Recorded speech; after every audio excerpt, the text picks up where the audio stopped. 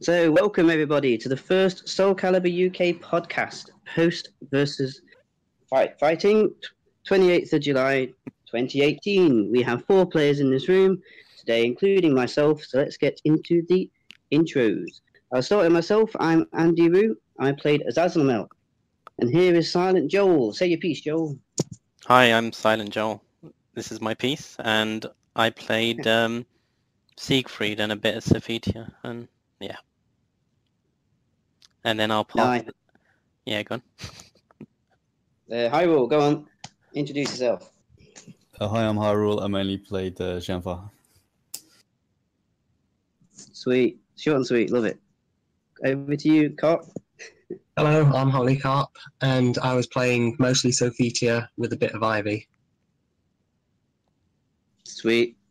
Awesome, good stuff. So I guess we'll just start talking a bit about the mechanics and how we found each one of them, and you know what we think the meta is probably going to evolve around each of their mechanics. So I guess we'll talk about GI first because we've did a bit of testing with that, and probably got a few bits of new information for hopefully the people listening. So, Hyrule, me and you probably spent about a good half an hour playing it, so testing a few things. Did you want to say what you discovered from what you remember?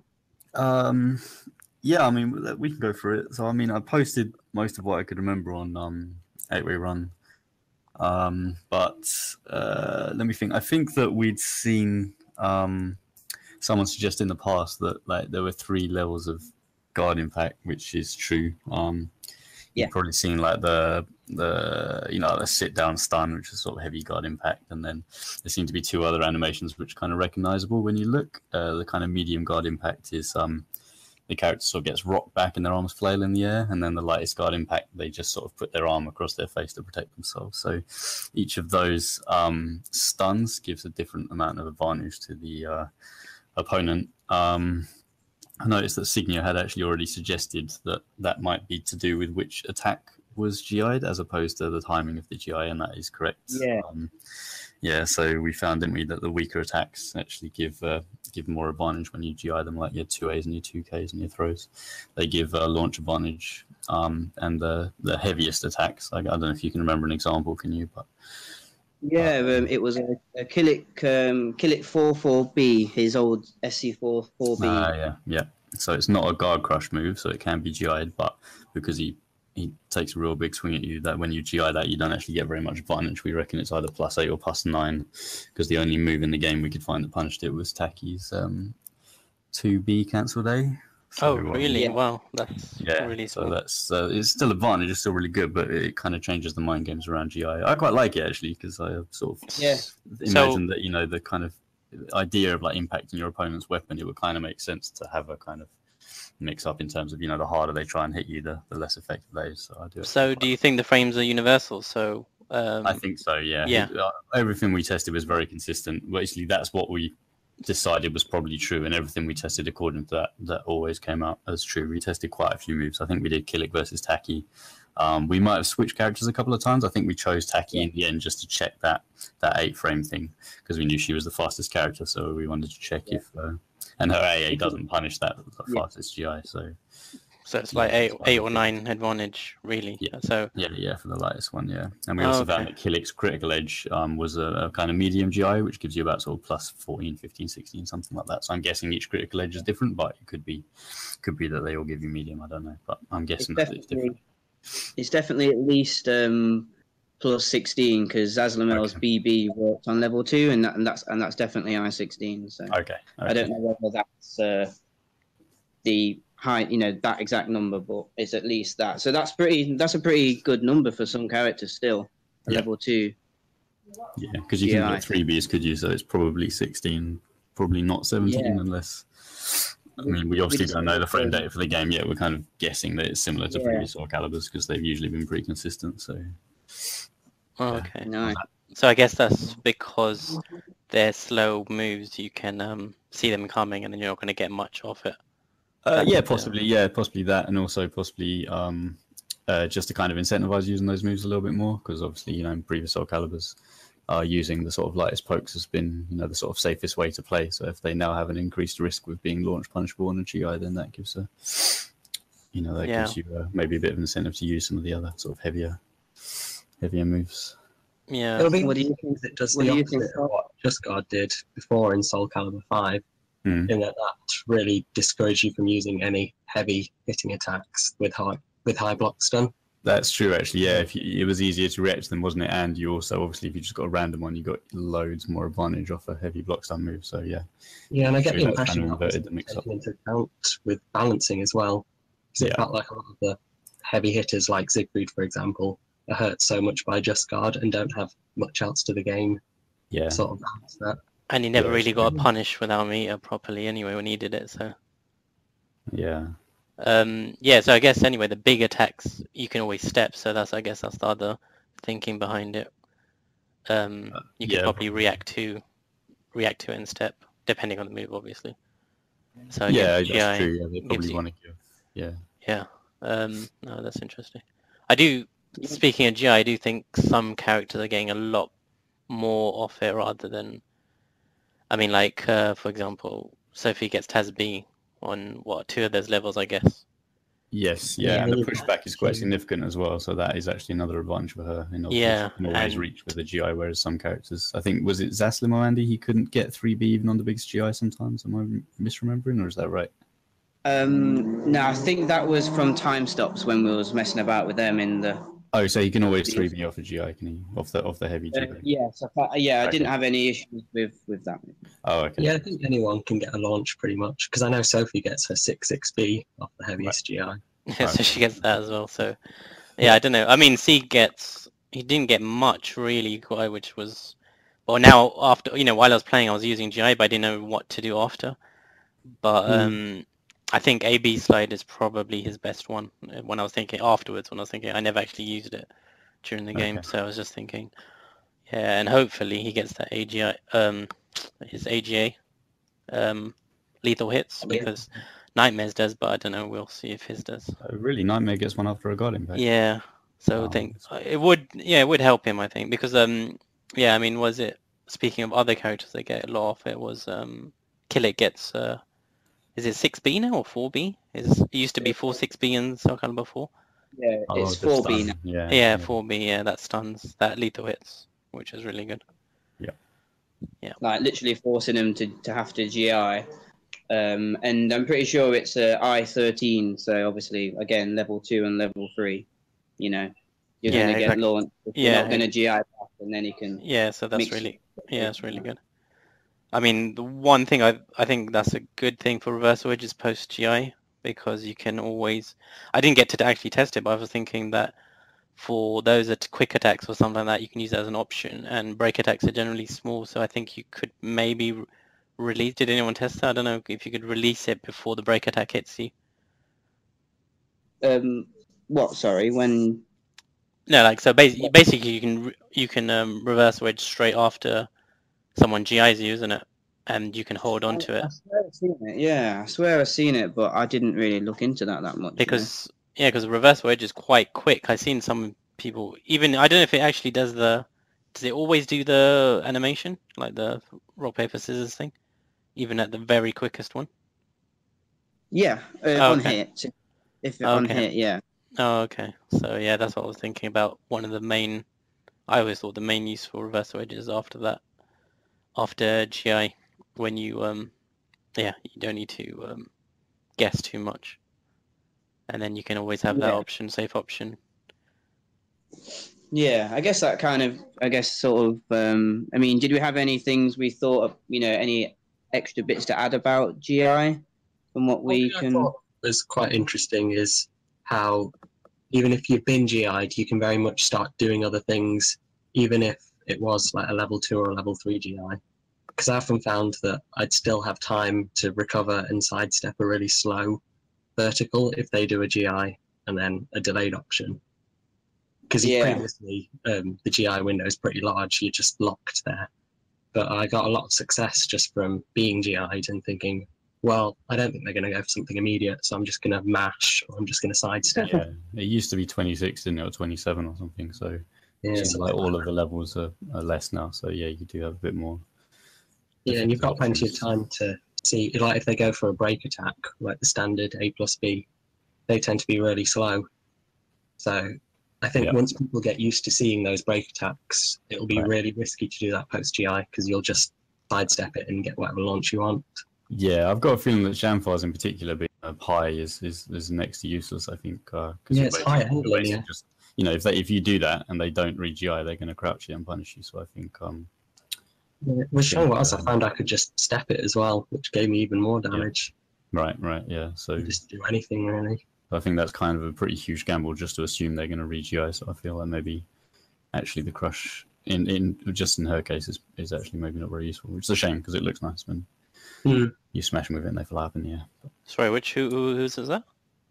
Xianghua, when she does A+B, it's pretty slow and it's a high. So unless your opponent just automatically re-GIs without, but she, you know, it seems like you might as well just wait and then hit him with the launcher. She can cancel into stance, isn't it? Yes, I suppose if you really want to mess with people's heads, then you could press it and then go into stance and do a throw or something. Yeah, but hers doesn't seem very good because you can sidestep and duck it. One thing that a lot of people have been talking about with GI is the window. I don't know what you guys think about the size of the window at the moment. It looks weird, but what do you think about in terms of the gameplay? It's way too big. I mean, just because it looks stupid. I always thought they were going to fix it, but they're definitely not going to now. Since this is the second build, I don't see them changing it. It's just because it just looks weird with the animation, like it actually cuts. So that's what I don't like. And it does seem a bit big, but I think there's things that beat it. So like break attacks beat it and stuff. So I do like the new system. I did think at first break attacks beating it was really stupid, but now I actually like it. Yeah, I did think about it for a while, and I think I actually decided that I think the big window is actually a good thing in terms of gameplay, but I have to be honest, I can't remember why. I don't know if Andy or Carp, you have any thoughts on the window, the size of it? I do agree it looks kind of stupid because the green flash no doubt about it, and then you still attack them and get GI'd. Because of that, I did think, okay, they're definitely going to change it because it just looks so stupid. But it looks, I don't see them changing it now. Yeah, have to see. I mean, I'm still seeing on a lot of forums that people are still not happy with it working on throws. I mean, what's your guys' thought on that? Do you think it's fair? Do you think it's stupid? What's your thoughts? No, I think it's balanced overall now. With the I agree with that, with the all levels throws and stuff. I didn't like it straight away when they first said it, one attack and all that. But with the way now, with the reversal edge and break attacks and stuff like that, I think I don't mind it. Yeah. Do you guys overall think that compared to SoulCalibur 5, throws have been somewhat nerfed in comparison? Do you feel? Or do you feel still they're going to be as strong as what they are in every SoulCalibur? At the moment, back four throw. What are we calling it? Back throw or reverse throw? Reverse throw is top tier. So once you get used to that, you know.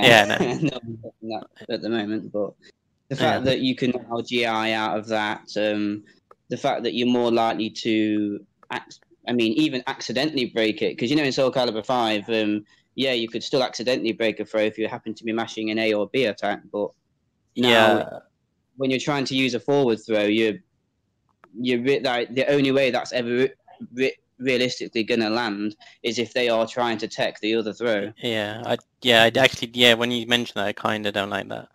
The fact that it's I don't know if anyone noticed, was the window more lenient? I don't know, maybe just because it was so easy to break.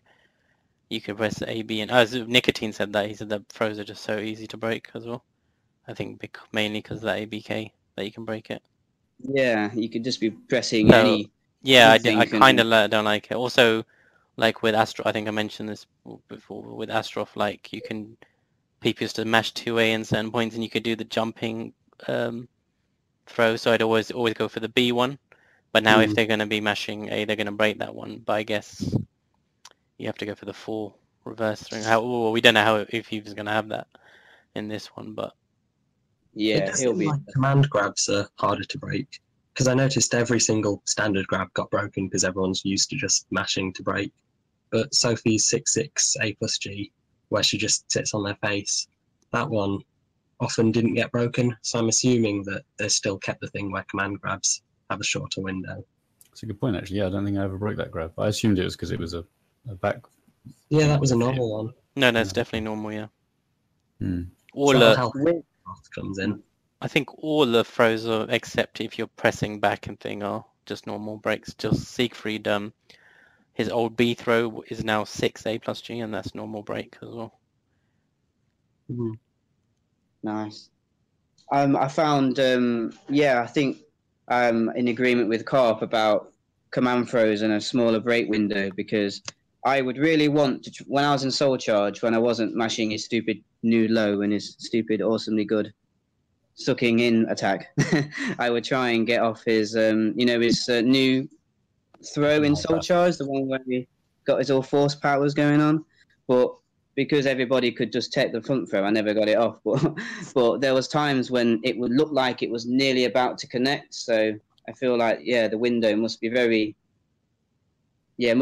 tight, because it kept looking like it was about to work. So maybe they just teched it in time. Are you talking about his Soul Charge? That's his Soul Charge, right? But isn't it the one where he just isn't that just A plus G? It is, yeah, but I feel like it's Oh, so you think it has a tighter window? Yeah, I honestly think that I've not seen that with other characters trying to grapple in Soul Charge. Oh, okay. Maybe they were just using 4A plus G, but I don't know.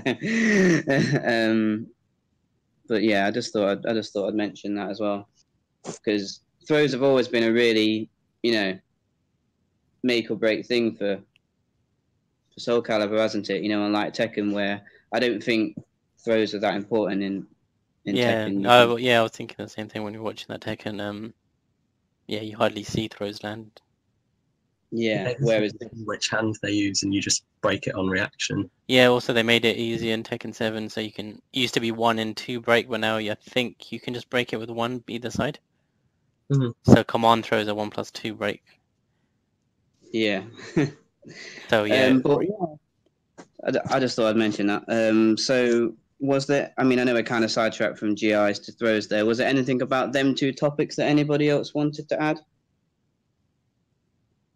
I guess just that throws will probably become more important as the game develops. Once people kind of used to all the animations and used to punch things properly, then it's still the classic way to break down someone's defense in it. So I think nerfing them a little bit is probably a good thing. Having them GI-able. I think, like personally, I don't know, when you see matches coming down to like AA and BB and 2K and throw, it can get a bit. I don't know, it can get a bit dry. Obviously, people's opinions on that will differ, but I think. You just described my entire playstyle right there. Yeah, exactly. He didn't want to name you, but we were talking about you. I don't know if anyone had a go at GIing when someone was around their side, did they? Is there any issues with that? Do you have to move a little bit first to face forward? Because obviously that would be a very nice option against, people going for side grabs, like Sophie. Stop talking about HolyCarp. Damage and stuff. Well, yeah. But I don't know if anyone tried that, did they? Because that might be quite a nice... sort of like option, and then there's sort of digital mind games. You'd have to sidestep someone and then wait for them to GI it. You might see a bit of that, I don't know. Yeah. Didn't play around with that too much. For definite. Unless anybody else did, I don't think they did. Okay.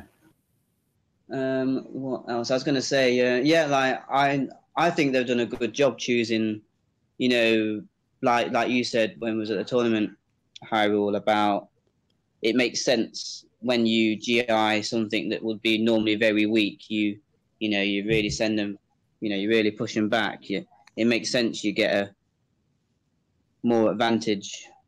Yeah, I like the idea behind it. It just sort of feels nice, doesn't it? And it's sort of...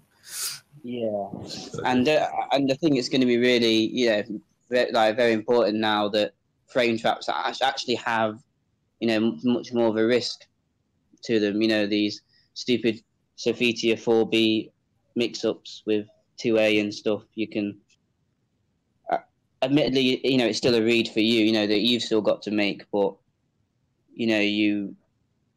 now that they don't cost meter anymore, you've always got that threat of a GI there on frame traps. You can't be too obvious with them. Yeah. Because they cover so many options, it is worth throwing them out. It is quite funny that I just completely forgot about doing GI. Like when Carp was doing 4B on me, I was just thinking, oh, what do I do? Could have just done a GI, but I was just kept guessing what he's gonna do. You But probably that's- had your SC5 head on where you thought, right, I need to save my meter. I don't need Yeah. when I No. really need that GI. I mean, no, even then I wouldn't really GI in that situation. I would just try and guess what was the right one to do. Yeah.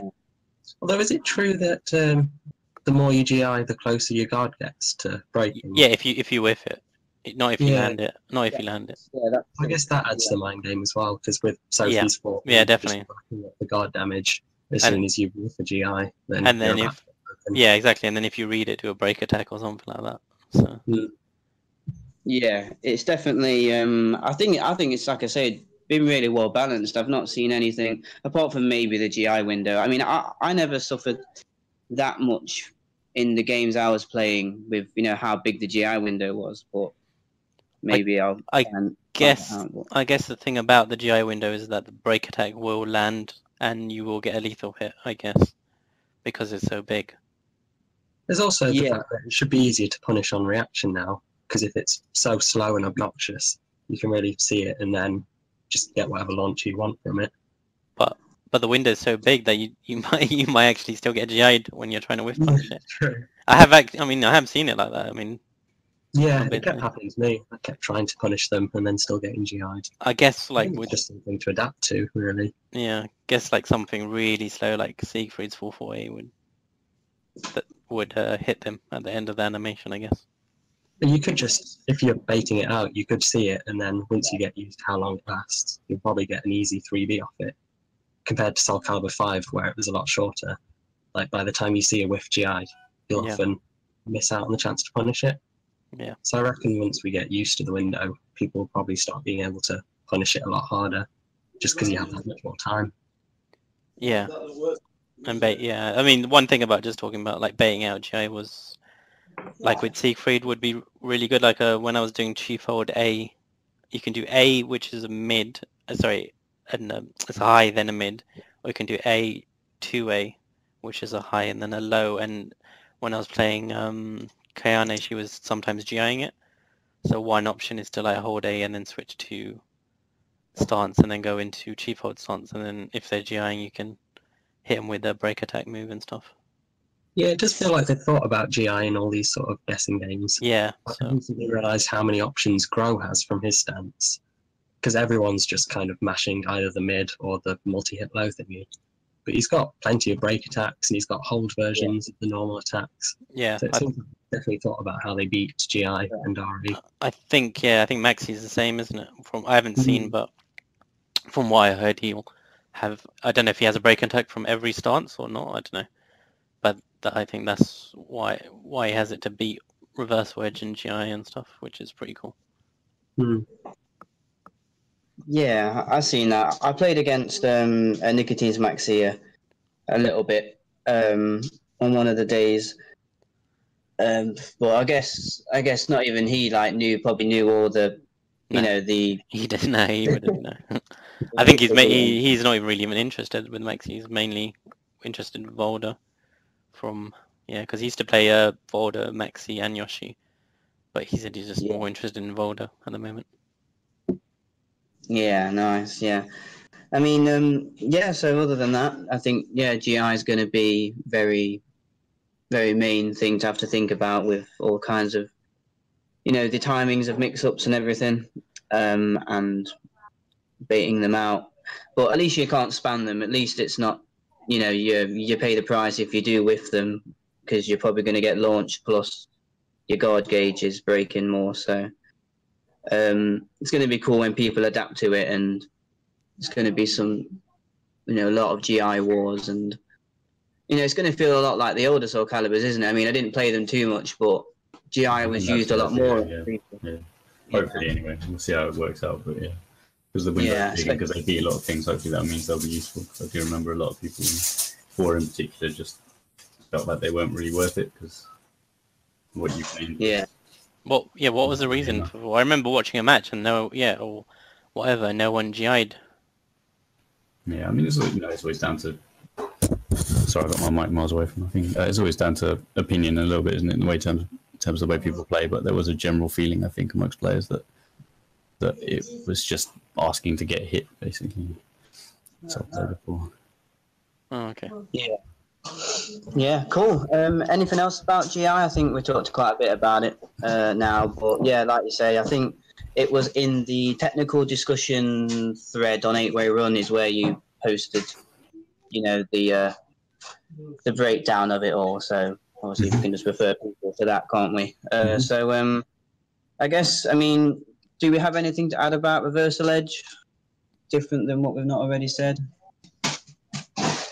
I mean, I tried it a little bit. I guess the only thing I found is that I think so I tried to use it especially against stances just to see how it kind of worked against that, and I think it will be something, and this is a good thing, I think, that it will be something you'll probably have to go into training mode to really learn how to use properly, because you couldn't really just as a instant reaction just hold down the reversal edge button and hope that you could soak up everything out of a stance because of that window when you release it, when you can still get hit.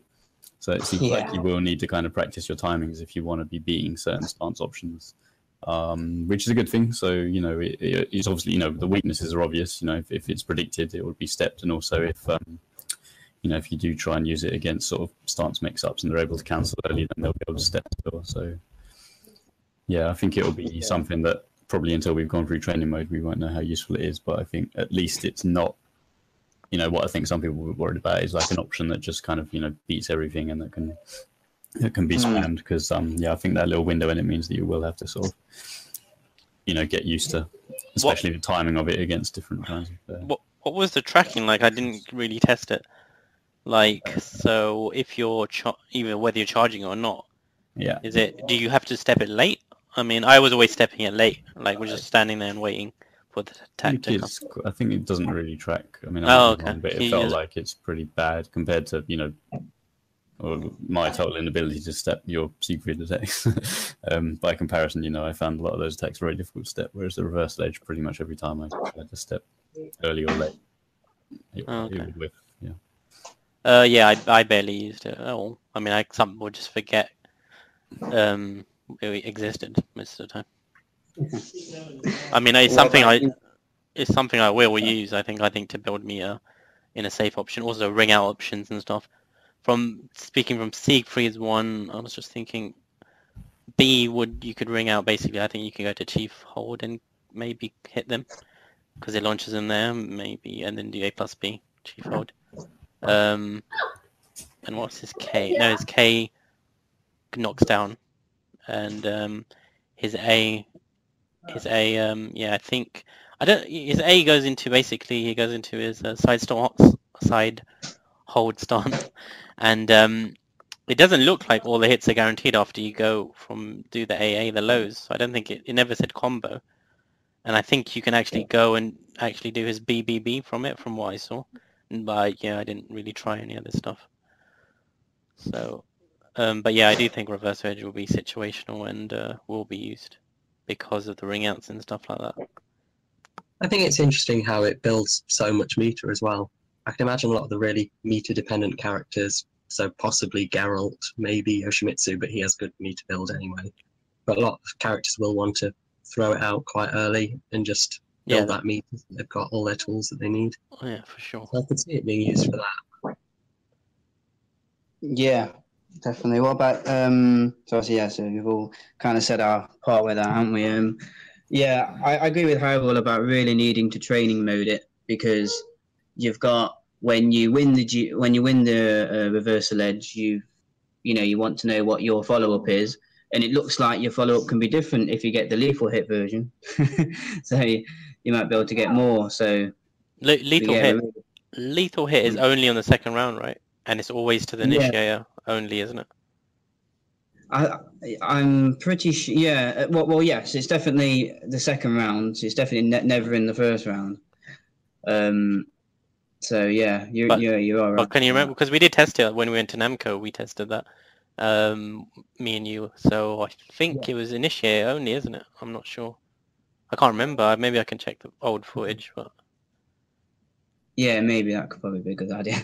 But point being, we're gonna need to practice the optimal, setups and combos for both of those, situations with reversal edge. But it's definitely not going to be like, it's far, far from being an overpowered mechanic. I think they've done a good job in it. Something that's going to be helpful to the, like the newer players to get practicing, trying to predict an attack and start playing around with a bit of mind games of, rock, paper, scissors in some sense. Yeah, definitely. It's And really good, like tutorial, mini tutorial, in-game tutorial, isn't it, for that stuff? So yeah. And then the bigger picture to the new player is, well, that's kind of how you play SoulCalibur. You're trying to predict what their best option is, and hopefully they can try and see it that way rather than just, oh, look at this, I can just press this all the time. Yeah, well, at least it gives the chance, doesn't it? Sometimes you play a new game, it's trying to tell you something, you may not pick it up, but at least it does a good job of it without, in a sort of non-lame way. It just has a nice spectacular cutscene, and then if you do start to think, oh yeah, okay, this guy's always got a really good sidestep kick, maybe I should try and figure out how I can stop him doing that. So, yeah, man. Yeah, as I say, quite like it. And the meter gain is going to be nice, and I feel that's going to be important. Like, I might try and go through it maybe, the first few rounds just to try and get, a bit of a head in the, the meter gain to get the first soul charge off or something like that. Because they're so good and everything.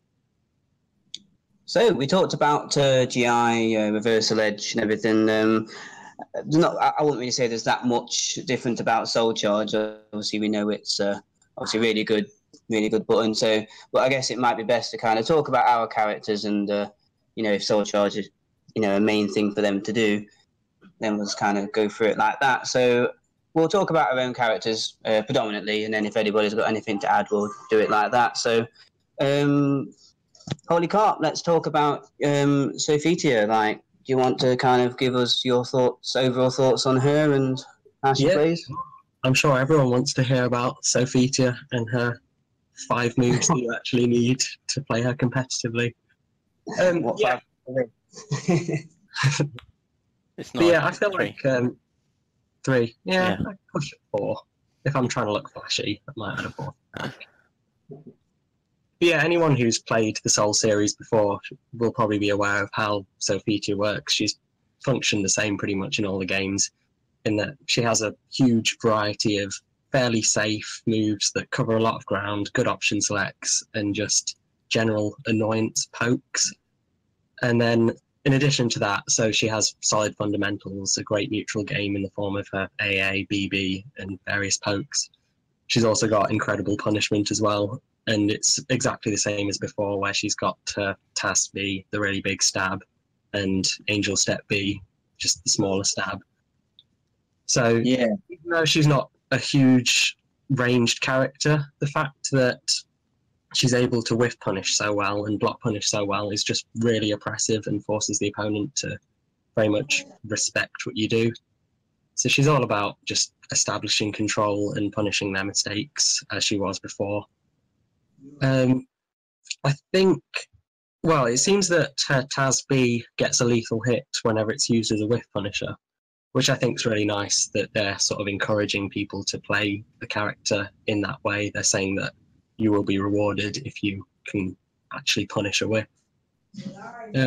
But one thing worth noting is they did tone it down a little bit, the Taz B, because now in SoulCalibur 4 she used to get that thing where if it just hits at tip range, she can combo it into itself, and that's half your life gone in a game that was very low damage, so that was ridiculous. So it's a lot more fair now. Like, I feel like nowadays, I don't know how Sophie players will feel about this, but you are going to have to think before you use Taz B, unfortunately. Why? It's unsafe now, Is it unsafe? It's only -14, I think. Yeah, so seemed 14. it won't get you destroyed. A lot of characters didn't seem to punish.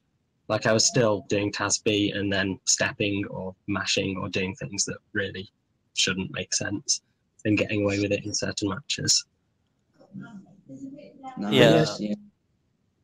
It seems like they've given her a new punisher as well. She's now got a KK string just to add to the annoying AA and BB. She's now got KK, so that might be her best I-13 punisher. What does it look like? I can't remember. It's a standard K, and then the second kick is like her old. Was it 3K? I can't remember. Pyro Omega's 22K. Is that sort of Oh, okay. So, yeah. I can't even remember what a normal K looks like now. It's a high, right? Or Yeah, you play Siegfried. You should know what Ks look like. oh, okay. You're on the I-13 Punisher. Yeah, good for her. Yeah. What about 4B? Because obviously that's like the, or it's almost like a meme at this point, isn't it? Oh, just use one of my 3 moves. Yes. Like, did we mess about with? I think we messed about with that on even GI, just for Sophitia. Like, what was her risk for using 4B against GI? What level did it? I can't remember actually. I would assume that it got the highest level or second level, but I genuinely can't remember now. Yeah, You'd think I would, because it was 50% of the moves that I used as Sophitia. Yeah, I can imagine. Because again, because all Sophitia's really got to do differently this time around is probably just be, like you said, maybe have to use the brain a little bit more and just kind of predict when the opponent's going to GI, and then you get all of your dumb stuff. But you mentioned about her A+B really isn't so good of a break attack, didn't you? No, it's really slow, and you don't get much damage off it. I don't think there's much point using it. I mean, there is right now, because people are used to seeing Pyra's 4B animation. So people just duck into a break attack, because it used to be a high in SoulCalibur 5, that animation. But I probably did that sometimes. Oh, I did it every time. But yeah, it's a very low reward compared to other characters' break attack. And it's very high risk, because people will start stepping that on reaction once people get used to seeing it. Yeah, definitely. Having said that, I just used 6-6B as my delayed option. Whenever I thought they'd GI or block, I could just go for 6-6B. What happened? Yeah, go on, sorry. It's racking up the guard damage. So Sophitia is a monster with guard damage, mainly because of 4B and 6-6B. So even if I'm wrong and they don't GI, if they're going to block a 6-6B, that's good news for me, because I'm still at -2 and their guard's getting closer and closer to breaking. So I think she'll have to be a bit more inventive with how she baits out GIs. But again, given that she's got such an amazing punishment game, she can just turtle up, move, create space, or just stand there and block. And then if they GI, she can just punish it on reaction. I think we should also mention the fact that isn't her 6-6B only a level 1 on GI? Yes, that's true. Which is really, really good. So I mean, it shouldn't get GI'd much because it's so slow, but if you're worried that people start reacting to it and GI on reaction, then it's not a huge no guarantee. I think there's going to be players like that, because I think when I played against, I'm kind of talking about SoulCalibur 5 just a little bit as an example, but I would feel like I'd feel the need, because Sophitia is really good at, you having to try and roll, and then you've got the mix up of 6-6B Cactus one way for whatever Omega's move was, I think 6-6A+B Cactus the other way, and it would make me want to try and get up and on reaction just guard 6-6B. Obviously, I can't do that. Can't do that now. I'd have to try and GI it, and then if I go and GI it, then obviously you're still safe. Yeah, exactly. So I think that's definitely going to come into play off for such a good move. And yeah. And speaking of GIs, Sophie's GI game is really good in general, because she's got TASB as a high damage I-15. So if she gets a level 2 or 3 GI, she can force you to re-GI or take guaranteed damage. Pretty hard, yeah. So it seems like she's going to really be able to reward people who've got, very strong sort of mind games with that. I think also guard damage is going to enter the mind game with GI, because every 4B, every 6-6B is going to rack up the guard damage. And when she's in Soul Charge, she's got all these break attacks that rack up the guard damage. So if you're constantly being pushed to flashing yellow and flashing red, you're not really going to have GI as something you can throw out randomly. there's going to be that massive risk.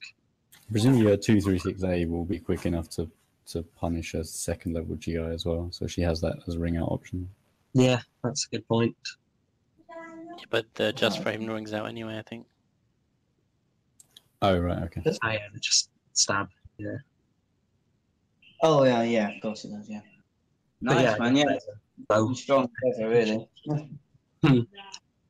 Top tier. Anything else? Anyone wanted to point out anything related to Sophitia? You were saying A plus B wasn't... What does it do after post when it hits the GI lethal hit? They go spiraling away, isn't it? yeah, it doesn't launch them up, it just launches them away. So maybe they've not figured out that there's some optimal combo. Yeah, I don't think anyone's really, I mean, with the lethal hit, but I think it opens up to something, but... And it does do a big chunk of damage, I think, so... The only thing is it does do less than 6-6B. Oh, really? Okay. But again, I haven't played around with combos. There might be some sort of pickup combo that she can do. And also, Yeah, I think it rings out and wall splats, so you've got that going for you as well. Yeah, it tech crouches quite well at the beginning as well. I remember it ducking when I was playing we were playing at Namco's, it ducked something, I can't remember, with Siegfried. And I think she pushes back a little bit, I can't remember. Yeah, it might not be as bad as I'm calling it. But yeah. Yeah, I didn't get to play. I only played a bit because my pad was wearing down. But I was concentrating on Siegfried. But, yeah, I mean, yeah, I'm glad she's back as well. But she seems a bit unfair. It's alright when I'm playing her, but when you're playing against her, it's not good.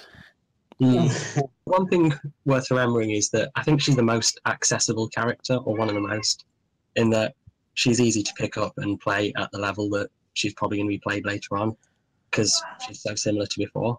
Yeah, and they made Tasby easier as well, I guess. Yeah, true.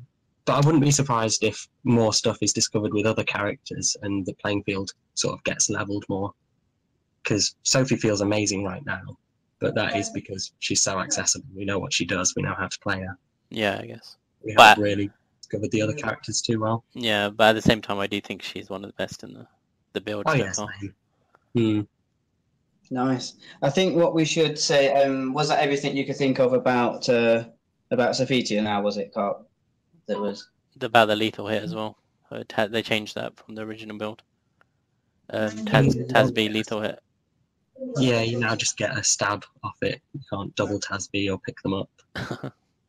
Also, it doesn't work as whiff punish anymore on all the moves. It whiffs, I think, when A's or something.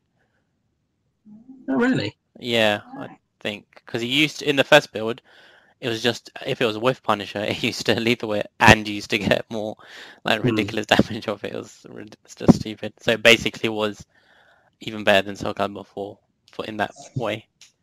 The fact you can get so much more of it. Yeah, that's a shame that she doesn't get to keep that. Yeah, it's terrible. And now I'm missing that double Tasby. I'm having to use the move for its purpose and actually punish people with it rather than just throw it out and see if it hits tip range. Yeah.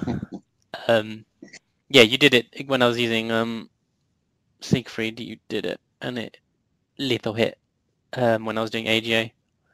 Yeah, that happened a few times. Yeah, that was pretty good. Yeah, it seems like it lethal hits even at close range as well.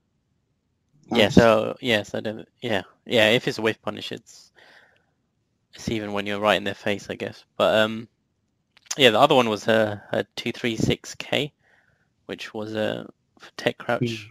Tech crouch and used to lethal hit. I don't know if it still does that. Yeah, it lethal hits against all ducked highs, so throws or any high attack. Yeah, that's really good.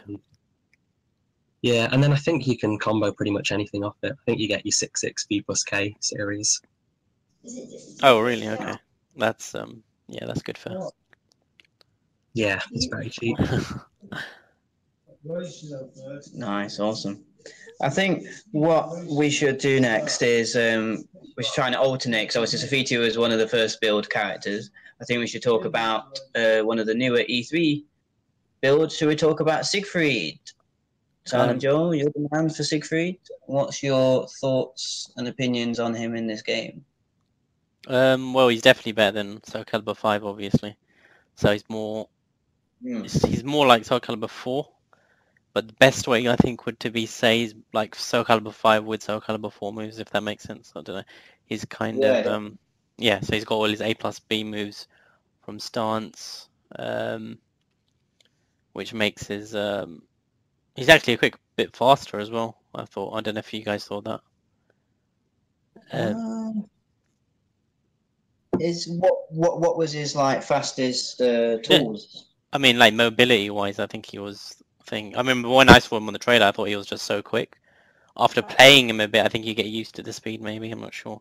In terms of his moves, I don't know if which is quicker or not. I mean, I can't really think off the top of my head, but I think some moves seem slower and some quicker. Yeah. Okay. Yeah, he's yeah. Anyway, he's he definitely seems a lot better. He can mix you up a lot with his stance and stuff. I always thought his stance transitions and stuff weren't very good. I never really used it in 5 at all. I didn't even use a lot of his reverse side hold stance as well. I didn't use that much. But now I think when you're transitioning from one move to another, it's quite quick, and you can hit them with the K, I think, and the B mix up as well. Nice. It seems a lot more viable, doesn't it, to do? Yeah, definitely. I mean, and his cheap hold seems really good because he's got that, as I was saying before, he's got that A, which goes into a low as well, and you can always go into stance, and then change, like always quickly change from stance to stance. Yeah. What else? He's got break attack moves from chief hold as well, A+B. So if you're baiting out a GI, you can always go into that. He's more evasive when you do 2B plus K into chief hold and stuff. He can definitely dodge. Seems like he can dodge a lot more. A lot of verticals. Nice. So he's actually good at stepping now with those types. Yeah, and also the B when in SoulCalibur 5 is B would whiff a lot. You could do that in thing, but it was almost pointless because the B wouldn't track, wouldn't realign and hit them. So now it does, which is makes it a lot more useful to use. So I think when you can actually stay in stance and kind of read if you see something coming, you can always go change to either his chief hold, which would dodge a vertical, or you could change to base hold to duck a high or something. I think that kind of stuff you could actually pull off in the game. Yeah, it actually seems because it always felt like it should have done that, but it just got hit all the time, didn't it? Yeah, definitely. But, I mean, it was really hard to land. Awesome stuff. He's got some new attacks as well. What's his Dark Legacy all about? If you're willing to share the secrets. No, you have to be in the club to actually know about that, but I'll share it with you guys. So when we went to Namco, we kind of found out what Dark Legacy does. Well, he does me and you were doing was the 6A+B, isn't it? Which is a GI attack, and his hand glows. And it looked when I first saw it, I thought it would GI. It looked like that he did like 3 GIs in a row, wouldn't high, mid, low or something. I can't remember the order, but actually just mid. What was it, mids? I think I can't even remember actually. Just GIs, mid, highs, and mids, I think. And it doesn't actually do anything. So it's one of the things I would imagine is incomplete. Like some of his stuff seems incomplete at the moment, and it also glows blue when his Dark Legacy, like when he actually gets his health goes low to 30%, he starts glowing a bluish color, which is to signify, I guess, that he's changing into Nightmare, to go with the story. And when he gets to this, he gets lethal hits. From what we know, he gets more lethal hits, I think. Did you discover any of them? Did you find any? I think I'm not even 100% sure, but I think 3B lethal hits when they're ducking, or it might be a counter hit. I didn't actually test this. This is from what I could see.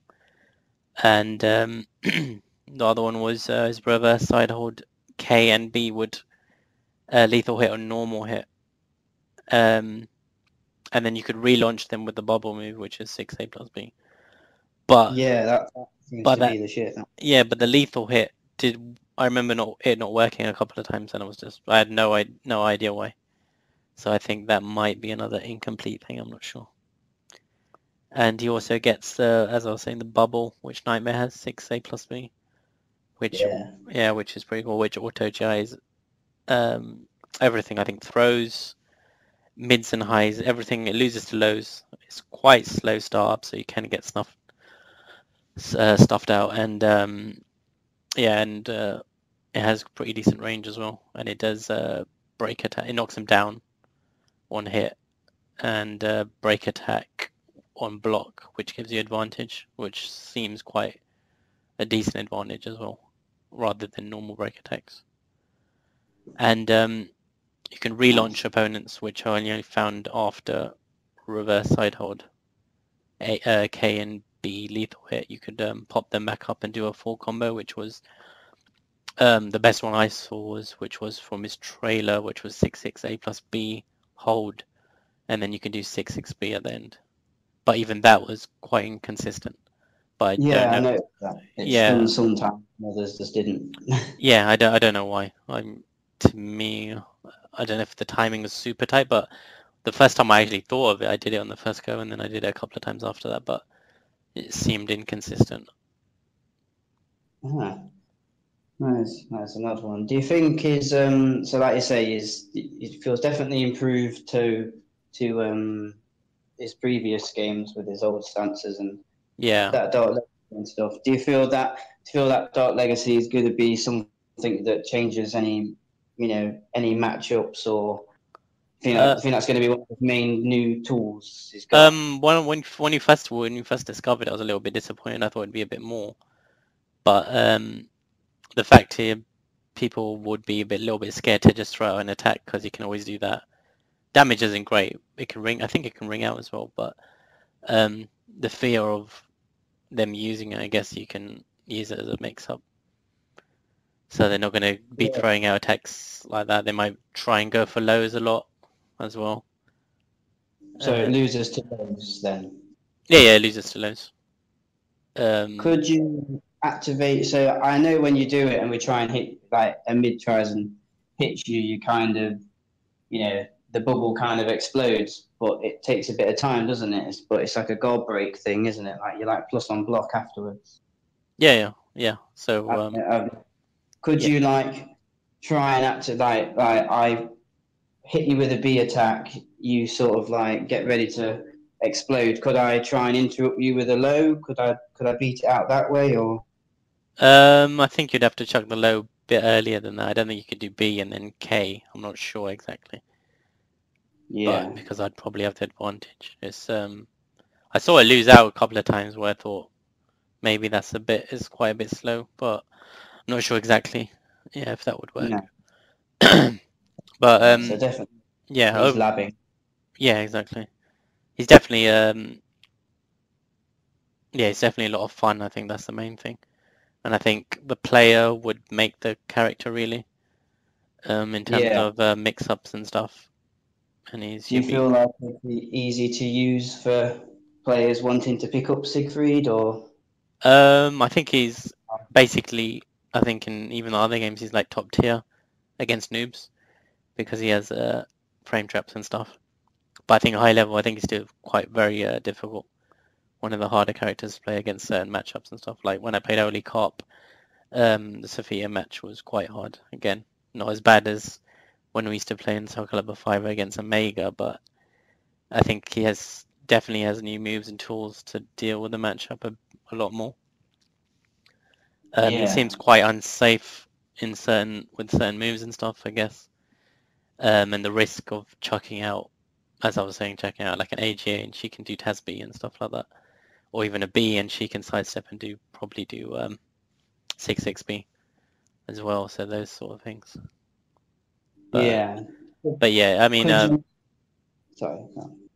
No, but it definitely, I mean, definitely seemed a lot more manageable, and I think there's a lot of moves I wasn't used to using. Like his AB slide is really good, quick poke, which leads to I'm sure I think the K it leads to base hold K, which I think is natural hit combo. It seemed like it, but I'm not 100% on that.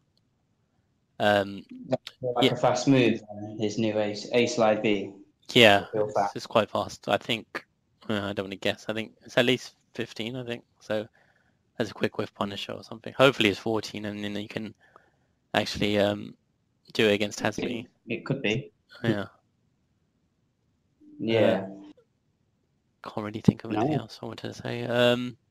Yeah, I was initially quite disappointed with him, but now thinking about lots of stuff I wasn't doing and like his new moves and stuff.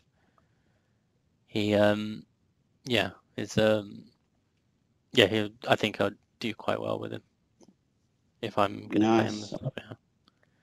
Does anybody have anything for Siegfried that they wanted to ask Joel, or what they wanted, what anything they noticed about Siegfried, or was that him more or less covered? How does the reverse side hold K? Is that the one? The low kick, Yeah. lethal hit. Is it always a lethal hit, or does he need to be in He has to be in Dark Legacy. Dark Legacy? Yeah, with a K and B. Hmm. His other lethal hit was which I think I got when we went to Namco. I got it on Andy was Chief Hold B. But I think it was a charge, and I think it was a count hit. I'm not 100% sure. So yeah, that lethal hit. But other than that, I think all the other ones are on Dark Legacy, which is a little bit annoying, I guess. But I think if he gets the 3B on ducking opponents, that's pretty good. I think Mitsurugi has that as well in the original build. I'm not sure if he still has it. But yeah, that's good. I mean, so when he gets to Dark Legacy, he's quite scary in that regard. Nice. Did you get many good stuff from Soul Charge as well? Oh yeah, I forgot about Soul Charge. Yeah, I was struggling with actually with his meter in general because I thought his C was quite slow. I think I used it about 5 times, a couple of times as a whiff punish, and a couple of times it just went completely straight through them when I thought it looked like it should have hit. It's quite linear actually. It's quite slow, I thought. But as for his Soul Charge, so obviously I was using his Soul Charge a lot, but I didn't know what I didn't know what to do in it. So I would just spam base hold K, which was a break attack, and it tracked quite well. So I got a lot of that. But I think his best one is his B6B, which is his sword butt, where he knocks, which is his interrupter, which goes into Chief Hold and a natural hit, which you can do KB slide Chief and then base hold K, which is the break attack, which is kind of like his SoulCalibur 4 while rising B combo, which was what I always liked, just because it looked cool. And I think you can get more of it. Sorry? I was just saying, I love that SCH A plus B has come back as well. Yeah, that's good. Yeah, especially since it's a break attack. I do think when you want to use a tip, there's only he's only going to be able to do that, so he can always duck, I think. But I think later on maybe people get used to it because he can't actually really do anything else.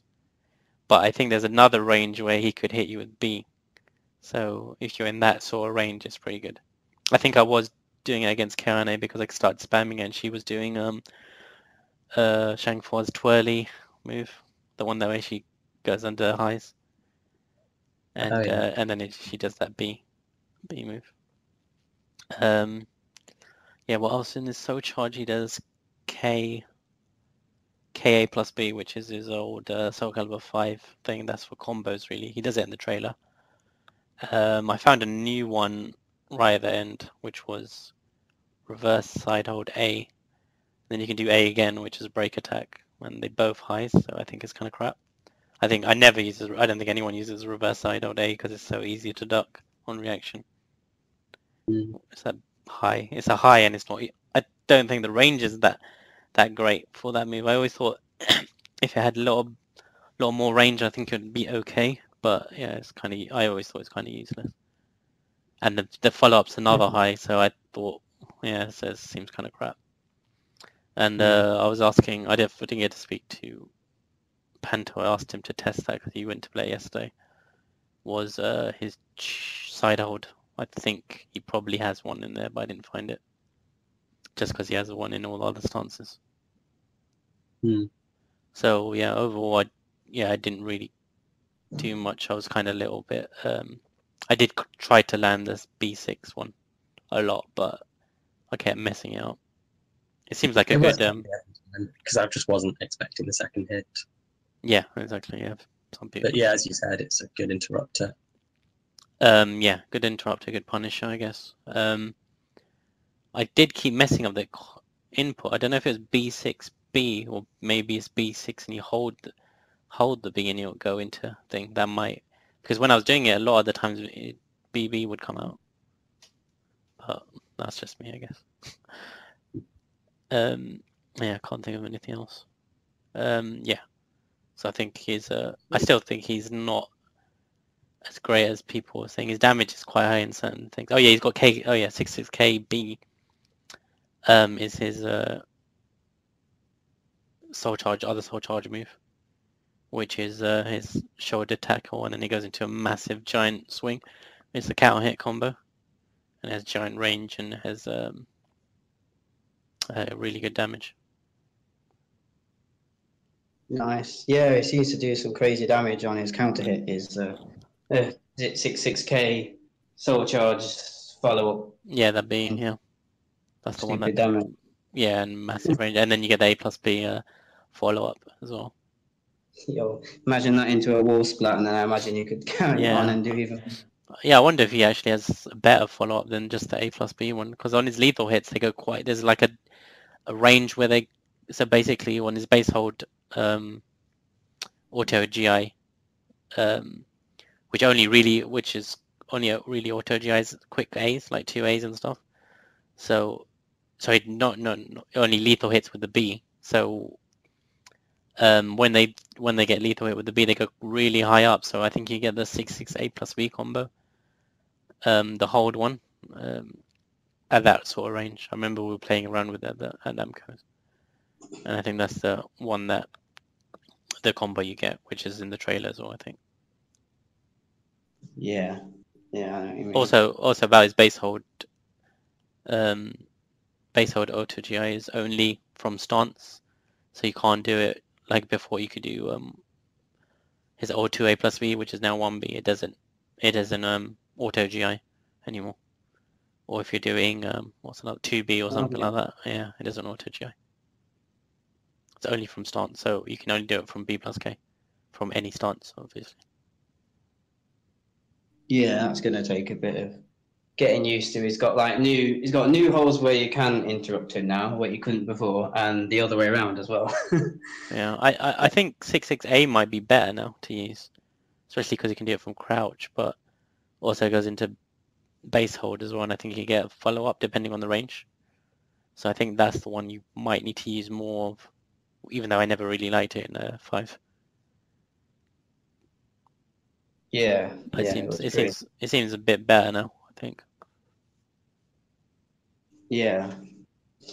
Nice. Yeah, man. It definitely looks a lot more interesting. Like people who haven't played SoulCalibur 4 that much, aka myself, is probably going to get hit by all of his SoulCalibur 4 stance stuff for a while. So that's going to be free. But yeah, nice. He definitely seems a lot more fun and everything. Yeah, it definitely seems more fun. That's for sure. Nice. Awesome. Good stuff. Right, so let's talk about Xianghua. Duncan, what would you like to mention about her and how she plays and everything?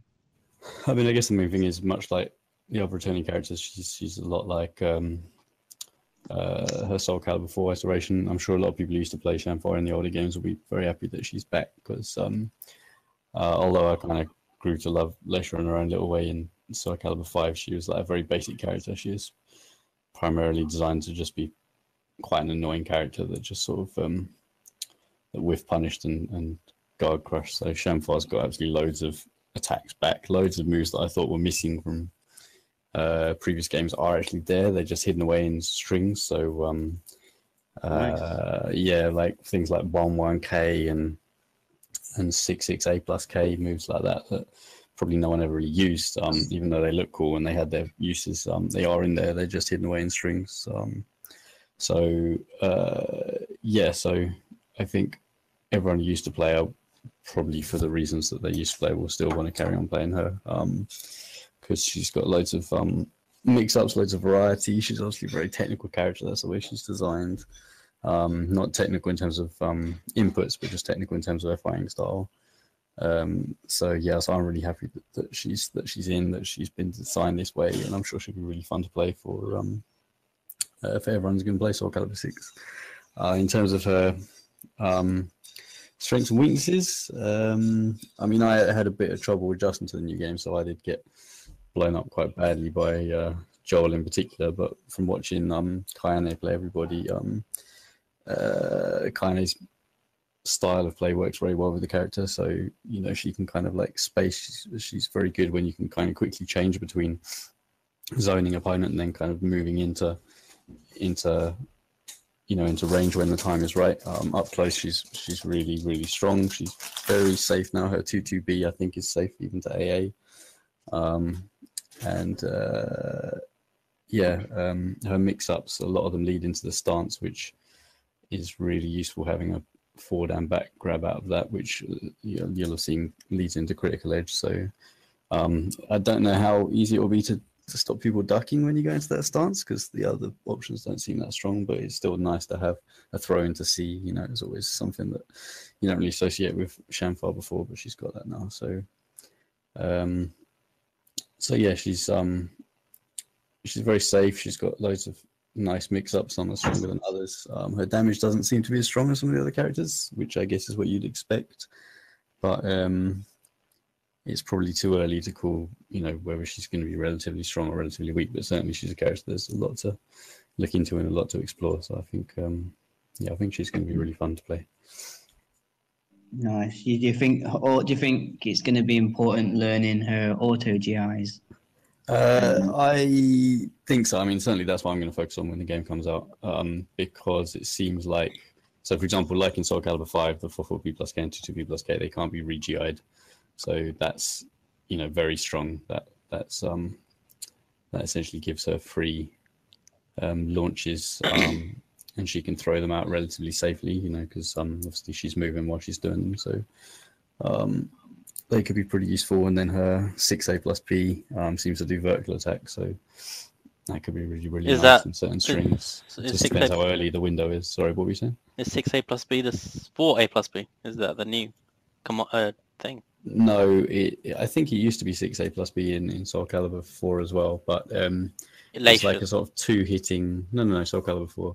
It's like a two-hit sort of acrobatic move where she sort of splashes the sword down on her opponent and then again as she moves forward. What's the one that she does in the trailer against Sophitia? 236A or something? That's probably 2A plus B, so that one seems to auto-GI lows.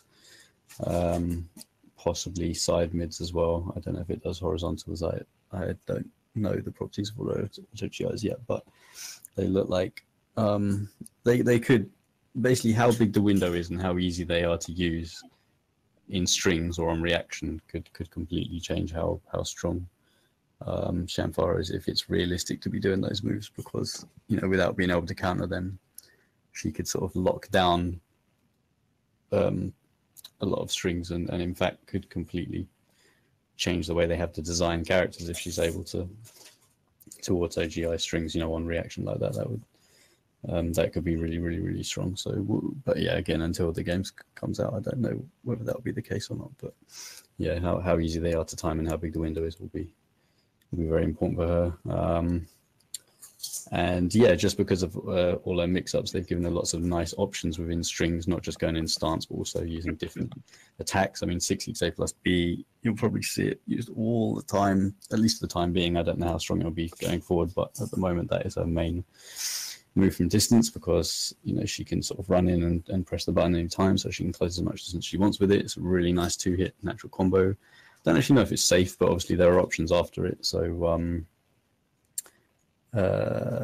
it's, I'm guessing it's reasonably safe. I mean, I doubt you could launch her after it. Obviously, if she does try and go into the options afterwards, you can interrupt them if if you block her, but a lot of the time she's going to be using that as a whiff punish, and she gets the straightforward mix-up of doing a mid or a low, depending on whether you press A or B. So the mid is an A anti-step, and the low is a vertical, but it knocks down. So even that is a pretty nice mix-up. It's like what her 1B mix-ups used to be in SoulCalibur 4, and then she can go into stance out of that as well. I guess one thing to say about the stance is that when I was watching Kayane, we were talking about the stance, and we did notice she still has some of her old taunts that she used to have in SoulCalibur 4. Now, the taunts were a way how you could measure how much like hidden meter you'd stored up. So Xianghua had a special hidden meter that only she had in SoulCalibur 4 that gave her stronger attacks and more options out of her stance. And so far, we haven't seen any options in her stance that aren't available from round 1 fight. But the fact that her taunt changes as you use it makes us think that maybe there's something hidden. We don't know. I'm guessing probably not, as we haven't seen anything. But she could have hidden stuff out of the stance. Certainly, the taunts seem to build a lot of meter, so it may just be for that function. But yeah, that's something to explore as well. Nice. What's her what's she like when she goes into Soul Charge? Because she got anything cool out of that, or? Well, again, I mean, that's something I'm going to have to look into training mode for. Unfortunately, all the meter dependent stuff is quite difficult to test because you only have it for a brief second. You have to hope your opponent doesn't press any buttons. I don't think anyone in the short time we've all had to play the game, I don't think anyone's really been willing to sit there, wait for someone to build up all their meter and then practice all the different options in that 10-second window you've got. So, unfortunately, I don't know. Most of what I've seen, I've picked up from other people playing. So Kayane was doing a 6XP plus KB combo, which looks like it could be pretty devastating after a launch. Freihua mentioned another one, which I didn't even use. I can't remember what it was now, but it ends up with her old 1BB that was okay in SoulCalibur 4, but was completely devastating in SoulCalibur 3. That was her sort of safe crumple stun combo style. So so she's definitely got some much heavier combo options in Soul Charge. But she has I can't remember the command, but it's 3-3B BBB, and then she kind of does something from it. I can't remember the commands though. And, maybe that's it then. Maybe that is it. 6A and 6A plus B and then BB. Yeah, it's to that was get her into a old break combo in, attack. Right. As well, and I think something like 3B plus K, or like goes into her old 6-6B plus K from SE2, something like that. Kanye did it on me a couple of times, I think. Oh, okay. Unless you're thinking of 6XP plus KB. I mean, that one's quite... Yeah, then maybe that's the command. Maybe that. That's definitely a key thing. But yeah, that's probably the thing I'm looking forward most to. I mean, it's learning how her Soul Charge changed there, because obviously she's already a character with a very interesting and varied moveset. So the potential of that moveset becoming more varied and more powerful is obviously really exciting, I think, to any Xianghua player. So hopefully she'll be really fun in Soul Charge mode. Sad. Her critical edge is pretty good though. Does pretty solid amount of damage. So I do wonder, how much Xianghua players will be willing to use the Soul Charge when, if you keep that critical edge stored, that does just make your combo so much more threatening. Straight 3B into critical edge does a lot of damage. The critical edge itself is pretty good at whiff punishing because it's so fast. We're guessing 13 frames because it's the only thing that combos out of her stance throw, except for 4B, which always used to be a 13-frame move. So it's really, really fast. It's not as long range as Lacia's, so it's not the sort of absolutely incredible whiff punishing tool that it was in SoulCalibur 5, but it's still pretty good for that purpose, and it seems to be kind of horizontal, so you can use it as a beats everything option when opponents go into stance as well. So which move is it? 3B? Her critical edge. No, her critical sorry. Edge. Okay, yeah, she does. Yeah, so that's the only thing that might, stop us using Soul Charge, because the critical edge is so useful to have. Unless people start finding giant combos, which I'm guessing they won't, but we'll see. She gets it from that stance throw as well, isn't it? Yeah, the one up to 3A you can do the stance. Yeah, like I said, it's probably I-13 because it combos from that. And 2-2B as well, which is always good. Yeah, 2-2B seems really, really good in this game. She seems to get a really nice sidestep out of it. And as I said, it seems to be safe. There seems to be a couple of hits in there, so if the second hit touches you, you just get a knockdown. There's no combo, but yeah, Kenya was just spamming that on me, like just basically to close the round. She had meter, and she would just keep doing it, even when I knew she was going to do it. I kept trying to space out and try and thing. I mean, yeah, it was a bit shit, but yeah, She does still have that problem where it seems to tech step in the opposite direction to where you step. Yeah, exactly. So occasionally she'd just throw herself back into a vertical. Oh, okay. Yeah. Yeah, Shouldn't have that, but no, there's that risk to it. At least. There is always, yeah. She has another option with more range. I think it's 2-2A plus B. And now that actually has combos. In the old games that never used to combo into anything, but now it does. So that's an option. But I think 2-2B is still going to be standard just because it's so fast and so evasive and so safe. So that's going to be our main thing. But again, she'll probably have some problems with backstep. So the other launchers might be, you know, that 6BB move in particular is a really fantastic move, and like Xianghua never really had a move like that before. That's that quite sort of pretty good range double hitting natural combo mid that if you catch on a counter hit, it does that sort of over the head launch into a combo. So that's another really great move. I think it's nice that they've given Xianghua so many natural combos in this game. It means that you know, in the old games and SoulCalibur 5 as well, there's a lot of things she had which weren't natural combos, so you'd end up, the second hit would end up being blocked and put her at kind of a disadvantage. But now they all seem to combo and sometimes knock down as well. So yeah, I was finding that something I needed to adapt to when we was playing a long set Zaz versus Xianghua, because I was so used to fighting Leisha. I was thinking, I can like try and space her out and, you know, you can move free, basically. Yeah, trying to space you out, and then if I get hit, then it's only going to be like a little poke. I'm not gonna. I'll be able to block afterwards. But obviously with Xianghua, I kept getting hit by, you know, all the new natural combos. So I guess you have to do a bit more cautiously versus her now. Yeah, definitely. She gets mix-ups now with punishes, but they're much stronger because she basically gets advantage after them also. Generally her knockdowns are not as good as Xianghua's, like especially 6-6A was a really nice move for putting pressure on your opponent and knocking them around. And even the pushback on 6-6A in SoulCalibur 4 was pretty good, so you could almost maneuver your opponent into the space you wanted with that move in 4, and she's not quite as punchy, I guess, in SoulCalibur 6. She's more about, you know, sort of flow and mix-up, so a lot of her attacks kind of lead into an advantageous situation as opposed to actually knocking you about like she could do in 4. So yeah, she's not quite so strong on things like ring outs, and I'm guessing probably not wall combos either, but her mix-ups and all the options that she's got is going to be the core of her style in this game, which is really good. Nice. Yeah, man. That sounds. Did anybody have anything else to ask about Xianghua? When you say you got blown up by me, do you remember the score? You don't need to say it, Dara. That's okay. Yeah, no, I did lose 26 games in a row, which was quite a lot of games. What do you think?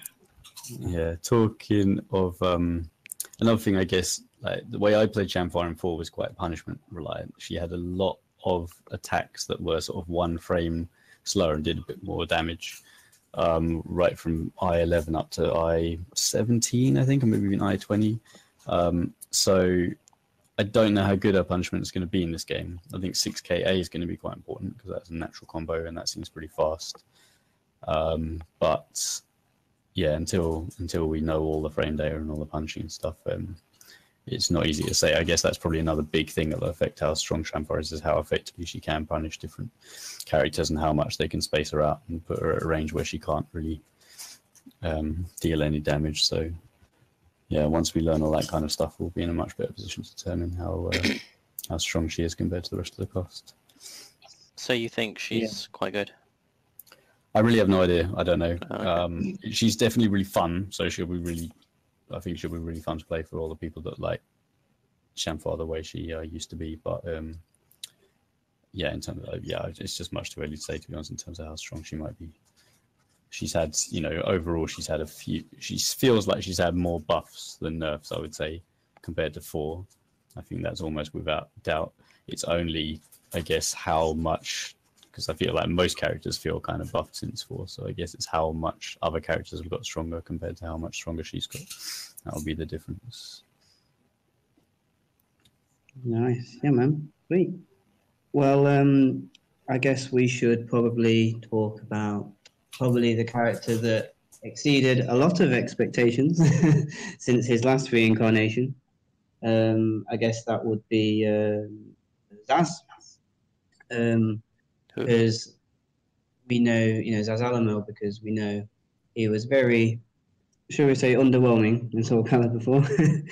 But in this game, he's like unbelievably better. Like, there's, I think, almost every area that was wrong with him has gotten improved. Even the stuff that didn't even need to be. Like, he's even got a new I-16 Punisher with decent range and knockdown on normal hit in the form of his 4-6B. It's his animation of his Wild Rising B. And it can even just frame it as well to hit grounded. It is minus 16 on block. It's not going to be a move you can, you know, throw out for free. But it really feels like they've given him a lot more tools to deal with things he could only dream of dealing with in previous games. To sum him up, really, he's got he's still got he's got his moves from SoulCalibur 4, but the frame data's probably, I guess, just been fixed. Like his, even, you know, he's quite well known for having a minus 14 on block BB in SoulCalibur 4. Well, that is no longer the case anymore. It's definitely safe. We wasn't able to use Taki's AA on it. So yay, finally the same as every other character in the game that was fine, which we never had that problem. So Zaz can finally join that club. Is it the same animation? Yeah, it's still exactly how it looks. I mean, he's got a third hit as well, but you know, that's a force block if the first two. Oh yeah, I remember that. Yeah, that's crap.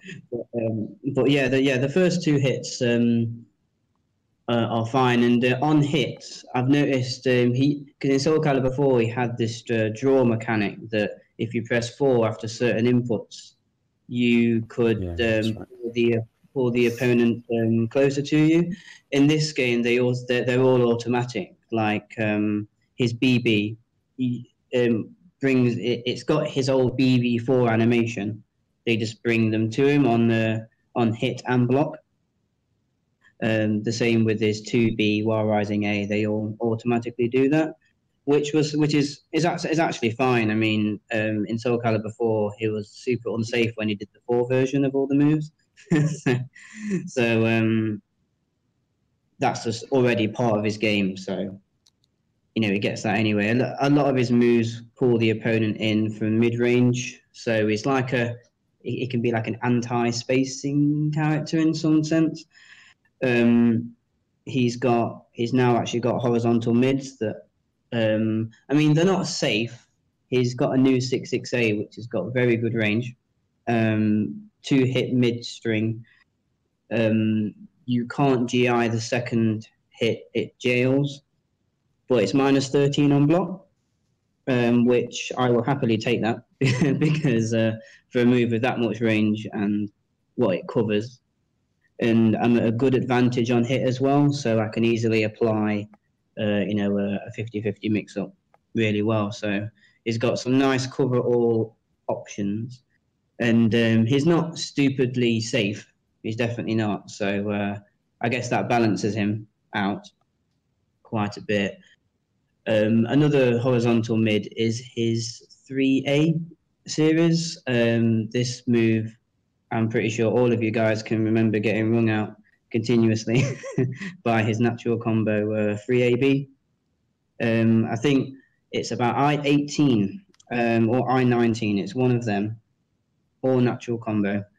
And it's a straight reverse ring out on normal hit. And it's a huge range horizontal as well. Lots of range on that reverse ring out. and it's got a lot of range on it, like you say. It's about -16 on block, so it's not completely free. In fact, if you space it wrong, you're liable to get rung out because they could just, you know, like Xianghua could 4K and probably ring me out if I spaced it wrong and you blocked the 3AB. But yeah, I should definitely point out at this point, if it wasn't already obvious, his reverse ring out game is very, very, very good. It's like Hilda SoulCalibur 5 with his throws. He's got his reverse throw for A+G, which rings out behind, and he's even got a command throw 6A+GB, which also rings out behind. So there's a 50-50 right there. If you go into duck, then you can do 3AB and ring you out there. So and he's got the B plus K ones, all right. 4B plus K, is it? Yeah, 4B plus K can ring out a counter hit. He's got 4B just frame, which is can ring out behind him as well. He's got this. The input's 4 A plus B. I'm not sure if you guys remember it, but he just kind of swings his scythe in like a circle and it sends him right behind him. I think Joel might remember that because I tried to do it a lot versus you in our SIG games. Zasalamel versus Siegfried. I would keep. I kept trying to go for that move. Okay. I think it was a combo ender, so I think anyone familiar with Zas will know that move. Yeah. Yeah, and so that he's got that as well, and that's only -13 on block. So he's got a lot of like moves that you can probably justify taking an AA punish for, you know, the distance it covers and everything else that it covers. So that's great, you know, hugely improved. I might as well talk a bit about his orb mechanic as well. I've had a nice long think about how to really kind of use it effectively. And to people who are still unsure on how it works, he can put these little purple floating orbs on the opponent, a maximum of 3, off of certain attacks. So he's got his 6K and 3K, which are like these little palm things with his hand, like really short range, really linear. Little, I mean, there's a high and a mid one. The high one's I-13, the mid one's I-15. And on hit, they put a curse on the opponent. He's got a couple of other ones that do that as well. He's got like this charge version as well, which is super duper slow, but you can cancel it, or you can do like a fast release speed. So it's like B plus KP, which it's pretty fast for what it is. I don't think you could backstep it on reaction. We'll have to see. But I really don't think so if, you know, they're planning to respect you. But it basically puts a curse on block as well. So if you know the opponent is, you know, actually respecting you from once you draw them in, you can B plus KB and stick a curse on them. As far as trying... Oh, sorry. Is that the only one that does it on block? I thought there was more. There are some other ones as well, but they're like his reversal edge K does it on block. Critical edge does it on block as well. And his critical edge, as you know, is really good. Yeah, get to that. ridiculous. like stupidly good. So yes, he does have other ways of getting it on block, but I'm just trying to think about, you know, the early game easy ways to, you know, to apply it. But to actually make use of the curses, because the curses go away at the end of each round. So how they are actually used, you can, after certain strings, if you've got curses on the opponent, you can cause a time stop to happen, which, depending on what move you did, if it hit them or not, and how many curses, would determine what advantage you was at. And probably I'm not going to list all of the, you know, all of the strings that do it, but the standout ones for me, I think everybody knows his 1BB. It's the low stab, low poke on the floor, and then the time stop. If I've got 2 cursors on the opponent and I hit them with this low that is unseeable, then I've got an I-16 window for anything guaranteed I-16 or lower. So his 4-6B that I'd mentioned to begin with is guaranteed. So that is a super cheap bring out option if they're at the edge. Like you will not be able to block if you get hit by that low, I can convert it to a ring out. for 2 curses. So that's pretty good. Is it a natural combo, that 1 BB? Yes. Oh, that's nice. Yeah. But it's got really short range, isn't it? Yes, it's not. It's definitely not like long range, or really standout-ish range. But it's got a little bit of distance in front of him. But you're mainly going to use this when they are right against their backs to the edge. That's when you're going to get the most mileage out of it, or just to close around. When it will kill them is pretty much when you want to spend your your curses, or if you're about to lose, then you might as well try and spend it that way. Yeah. See if it can turn it around. So that's probably one of his most standout-ish ones. And another one as well, I think is really good, is again, it's his 4-6B move. It can also time stop as well. So because this is an I-60 move, I think this would be a really good block/whiff punisher, especially if they've got 2 cursors on them. Because if they make a mistake or I block something unsafe, I can get a 4-6B off into time stop, and I can do just frame attack, isn't it? Yes, it's the just frame move. You don't have to do the just frame to make it I-16. The just frame literally just, as far as I know, lets it hit grounded. So you can use it more for oaky situations then, and then you've got the time stop to make you safe. But that just frame move with the time stop, if you hit him with that, the time stop will stun him on the floor, and you can do Zaza's 6-6A plus B, which is that jump over attack where he goes and then he lands behind them back turned, and he's got a really good back turn game, where he can do back turn 2K, which unlucky for some characters in SoulCalibur 6 doesn't knock down, but for Zasalamel it does, so I'll take that. Is there anyone else who actually has it? I've not seen anybody. Yeah, we found that, isn't it? I remember. Then we tested with Siegfried, and he didn't have it. And then Andy did a little dance in his chair. Yeah, I was buzzing, man, when I found that. So he's got that knockdown low. It's basically a 2K, but it knocks down when he's back turned to the opponent. And to make that even more really good, he's got his back turn B plus K, which is like this really fast guard break attack. Mid, which will destroy any reversal edge or GI attempts. And on block, I don't think he's got that much advantage on block. He might have a little bit, but he remains back turned, so you can do it again, or you can put him in like a little back turn vortex. So I think that time stop, the 4-6B time stop with 2 cursors, that's probably another really good way to spend it. Other than that, I think it's mainly going to be used in combos, which is all very experimental at this stage. And reversal edge for Zasalamel, his B puts a time stop on them as well. So there's going to be a lot of mind games with that, because his reversal edge K puts a curse on, his reversal edge B can do a time stop, and his reversal edge A is like a 2-hit high thing that can send him behind him. I guess a weakness for Zaz, it's not all amazing. It does a few things, like his reversal edge B, if you haven't got any cursors on, is very lackluster damage. And I think you can still lethal hit with it. If you do the right guesses on the second clash and you initiated it, you can still lethal hit and get a combo, but the damage on doing it without any curses is rather minimal. So I guess I'll really have to play around with the mind games on reversal edge to what happens on the other move, the time stop moves, when you don't have curse? Do you just get a little advantage? So without any cursors, you don't do any new animation. Like his one BB is just 1B. There's no. Really? Okay.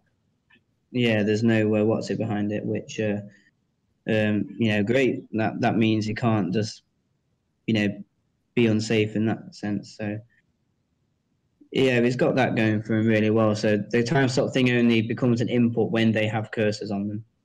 And those are the 2 main things I found. But again, because they only last around, it's if they've not already got cursors on them, then you know, you're not going to be able to get the, the 1BB mix-ups or the, the really powerful block punishment or whiff punishment with 4-6B. So luckily, it's not all about the orbs. I feel that he can play just as well without them. I mean, it's definitely worth trying to apply some early on in the round from block punishing, whiff punishing, because his little fast curse moves are pretty quick. You could probably, get away with a frame trap as well to get them on them. But you can really fall back on his soul charge. He's definitely got some notable moves when he can pop one of them off. Namely his soul charge A+B, which is the massive orb sucking thing with really really far range, and you just kind of have to sit there and take it. Doesn't it take down your meter a lot? I did notice when I used it, the soul charge time I had, it felt like it was going down a bit quicker. I can't sit there and spam 3 of them in a row. I mean, I could probably spam 2 of them if I wanted to. When I remember you doing it on an MCO, I swear it took like half almost, if I remember. It did look. I might be able to get 3 off, but the move itself is pretty slow. The actual how long it takes to suck in. So, you could easily get interrupted if you're doing it close up. But it's got super long range, and it's going to pull the opponent in. And I've worked out you're about +8 on block, so you can apply your mix-ups, and he gets a really good natural hit low in the form of his soul charge 1AB.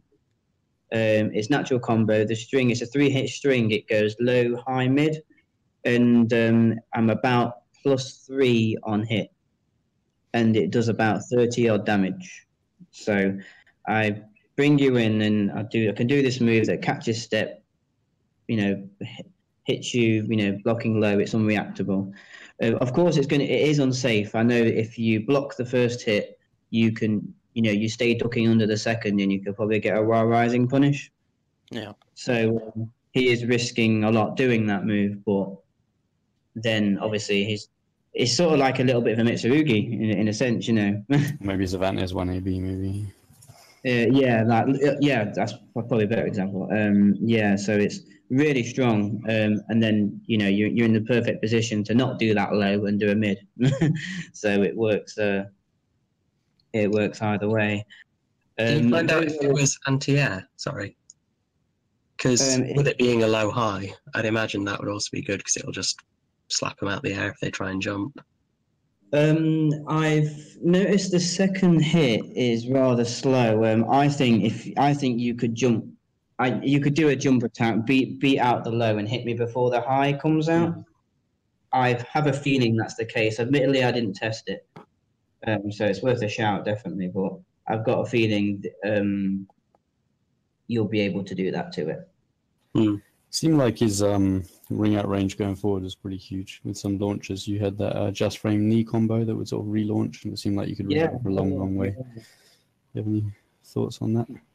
Yeah, definitely. He's so in SoulCalibur 4, I guess one of his redeeming things is he was still okay at reverse ring outs, but it was still really bad at front ring outs. Well, it's just like that time stop example where we can ring them out with 4-6B after 2 curses. His in general, he's got better forward ring outs because he's got his 2-2B, which is his old from crouch 3B animation, and it's got a lot of tech crouch frames, so I can sometimes get lucky and go under a high anyway, under a high step count, and launch them really high in the air.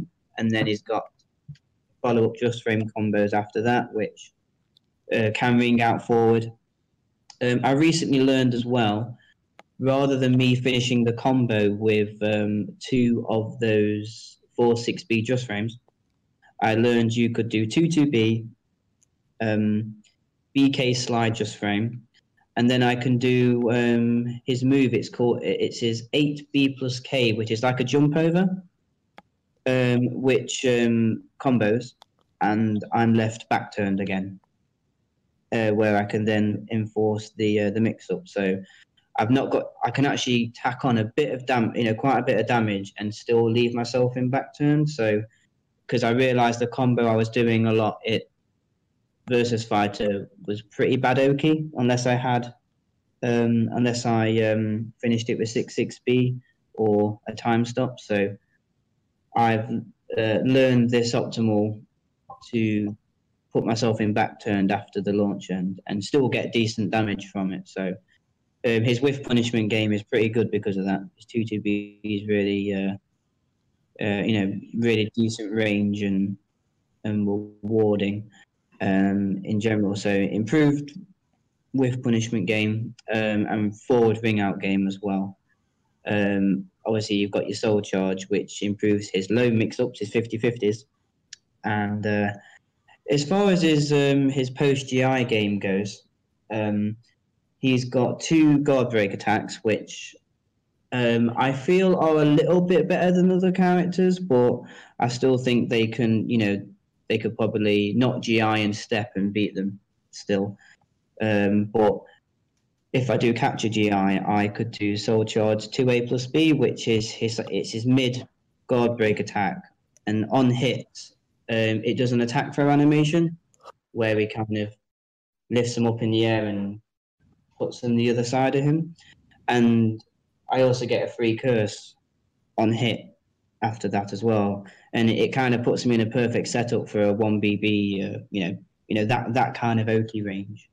So his post GI game is, he's actually got a pretty good option there as well in Soul Charge. But I think they're his 3 notable Soul Charge moves at the moment that you could really use if if the curse game isn't going so well for you one round. You can literally bring it back by just guessing right on 50-50s, which he had nothing. He wasn't even close to this consistent in SoulCalibur 4. So you could imagine how, me, low tier hero normally, but he genuinely looks pretty good so far in this game. Yeah, he seems like a character that people are going to have to take really seriously and learn the matchup. Otherwise, they'll just get completely destroyed. From what I could tell, anyway, he seemed like, people are going to have to do their homework to be able to beat Zasalamel now.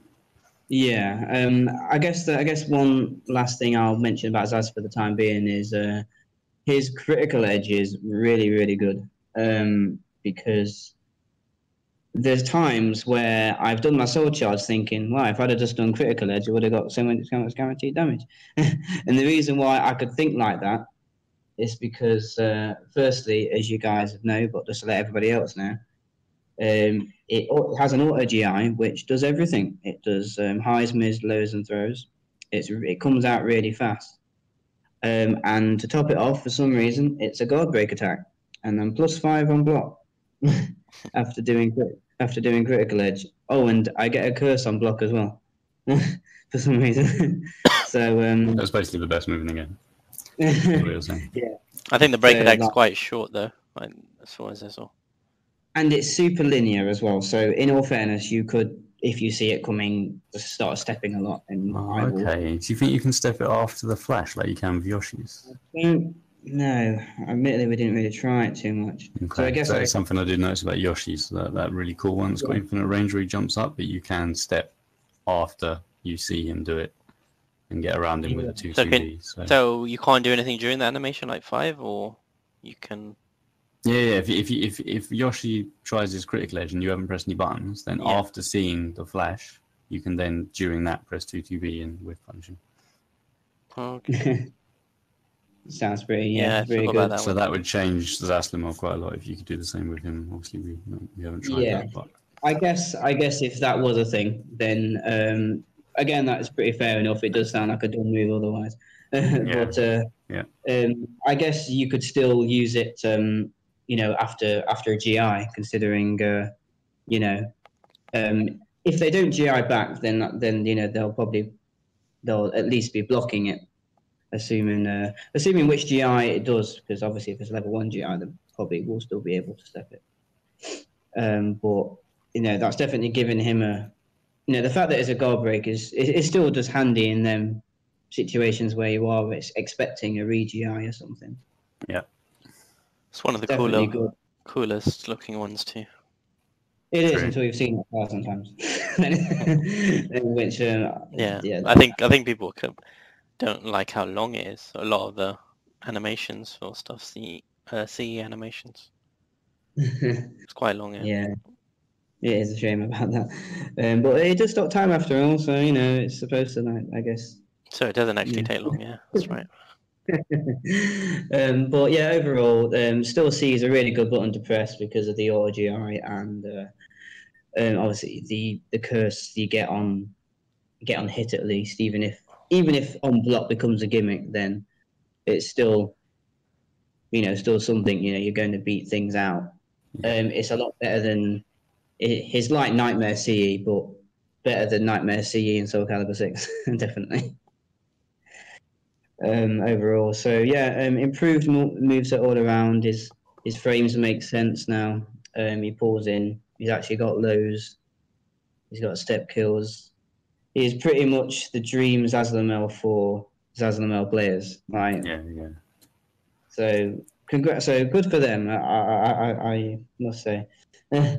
So yeah. Did anybody want to ask me anything about Zaz, or did I pretty much cover the key points you guys could think of?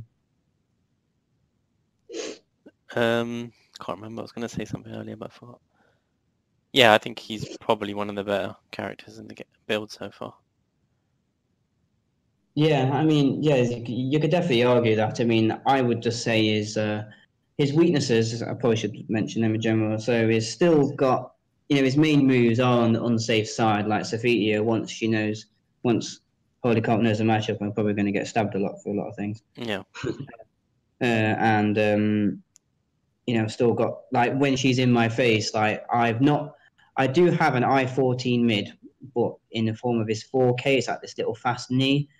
But it is minus 16 on blocks, so I'm now in a bit of I've got I-13, AA and 2A, but really? Okay. Yeah, so which is again better than SC4, but faster characters could force the jump, jumping or crouching, or waiting for my unsafe fast mid response, and put me in that sort of 50-50 close range, which you're going to be in a lot because a lot of his moves kind of pull him in, and then I'm the one trying to GI, and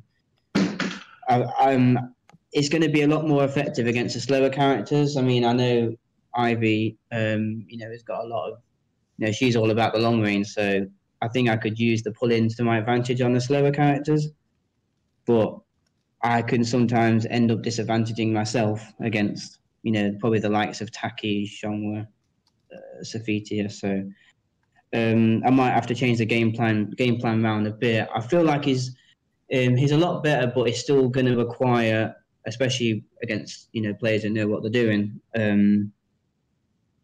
a lot of thought. He's definitely not a character like Sophitia you can pick up and just use the moves, because he requires setups and risk reward management, and you're pulling them in, but what are you going to do? Like, it's definitely it's going to feel rewarding for people who invest the time in to know how he plays. So it'll be interesting to see how safely he can stop people stepping. I think that's going to be a big thing. How threatening he can be when people are trying to walk around him, because a lot of his big, damage comes from verticals, doesn't it? So it'll be. He's obviously got really nice horizontals, but if he ends up putting pressure back on himself when people are blocking them, or if people can get little punishes on them, I think that could make a big difference. How every character can deal with those. Yeah, definitely. Yeah, we'll have to see how it again. Like the same for it's the same for this whole game, really, isn't it? How the meta evolves with the moves, but being able to us like being fortunate to get to play the demo. Which a lot of people haven't. We can kind of start picturing the moves and getting an idea, but it's all just theory crafting, isn't it, to see who actually is the better character in the long run. But either way, no question about it. Zasalamel is good now, so his character design's amazing. I want to play him as well. Yeah, me too. Yeah, he is super fun. I must admit, when I posted up that small little gameplay, well, not me, when Holo posted up that that match, me versus Kaz, and I was just doing all the pretty just frames. I was a lot of people afterwards were like, wow, you know, it got a lot of attraction to Zasalamel. Like, wow, he can actually do like cool just frame combos and stuff. So he's definitely a lot more flashier and that, and I think he's going to look really cool when he's pulling off all the time stop optimals and stuff like that. So I think they've done a really good job balancing him so far. So yeah, he's good. I'm happy. I'm just got to wait for his wife. I still care about his wife. but nobody else does. So I'll be the only one upset about that. So I guess at this point we, because I know a couple of us kind of want to talk a little bit about what we know on some of the characters that we get either played a bit of or explored. Carp, you wanted to talk a bit about Ivy, didn't you? Or you know a few things, or Yeah, she's an interesting character. I don't think she's been explored that much, so could say a few things about her. Yeah, was there anything that sort of stood out to you, thinking, yep, this character's kind of got some good stuff going on about her? Was there anything? Yeah, so a couple of things that feel like massive buffs from previous games. They've really stepped up some of her range tools. She's got some absolutely ridiculous long-range attacks. So mainly in the form of her 6-6A, the 6-6A hold version, which is just, it's a 2-hit mid-horizontal, which does a really good chunk of damage and reaches like so far across the screen. It's range specific, right? So it only hits at long range. It whiffs at close range, is that right? That's right. The hitbox does have holes in it at the front. So if you stood near her, or if you see it coming and you're at mid-range, you should be able to run forwards and it'll just go straight through you. Yep. What, both hits are mid? Yeah, I believe so. They're both mid-horizontals. Oh, wow. What can you do about it when you're far away? Just panic. Okay. Kind of screwed. I think with Ivy, you've just got to pick the right moments to run in and just guess them right, because she has so much control when you're at mid to long range. She just outclasses anyone at that range. So it's really about, or at least I think it's going to be about, picking your moments to just run forward. Because if you see a 6-6A coming and you manage to predict it, if you're in a close enough range, you can just move forward and it'll whiff. Oh, okay. Does she still have a move like 6B hold and then flick it to the side? Does she still have that? Yeah, she's got the 6B series. Okay. It's got less pushback now, but it's only minus 15, I think, or something in that region. What, even when she does the side flick? That's the side flick. I'm not sure about the 6B hold by itself. Wow. I didn't test how unsafe that was. No, that's good, because it was very unsafe in 5, wasn't it, I think? Yeah, in 5 it was super unsafe, but it had loads and loads of pushback. Right. Whereas this one, it's just a little bit unsafe, but it has no pushback whatsoever. Right. So yeah, she's still got loads of tools like that. The 6B hold, she's got her 4B, which is, I think, her SC4, the whip 6B. Yeah. So just a really long range high hit. She's got a full crouch 3B, which lethal hits on backstep, and it gets the crumple stun on counter hit. And with it being low, it's always good to throw out if you think they're going to be doing anything other than blocking low or stepping. She's got that 1B move as well, hasn't she? The hold one. It's another long range move, but I think that might hit low at close range. It's a really nice move. What does that? Oh yeah, the 1B. Yeah, I found that there's so much pushback even if they block it that like even Sophitia couldn't wave dash in and get a TAS B. Nice. That's how much pushback it has. No, that's cool. That's good. So, and yeah, of course, it has that ridiculous ring out carry range. So if they're not used to seeing that, you can just steal around with it. Any thoughts on a fancy new long range low grab that wall splats? Yeah, and it rings out from a ridiculous range as well, and it goes over low fences as well. Nice. So yeah, I think they're really strong because she's got a lot of oaky situations or moves on hit that will just push you to that range. And this is why I think that it's not really viable to try and play Ivy at that range, play against her at that range, because she's just going to start doing her 50-50s. She's got that low portal grab, which you have to duck or jump over, or GI. You can't, at least you can't consistently sidestep it. I've seen it sidestepped, but it almost always tracks. So if you're dancing around that range, she's just going to hit you with a portal grab.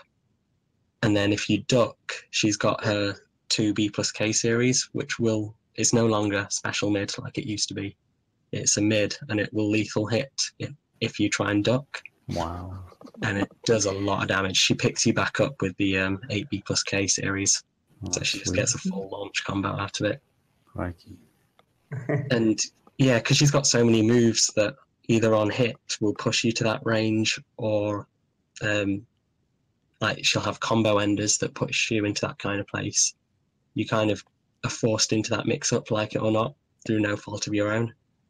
So if you get back up immediately, she might do the portal grab. If you try and roll, she's got the 8B plus K series.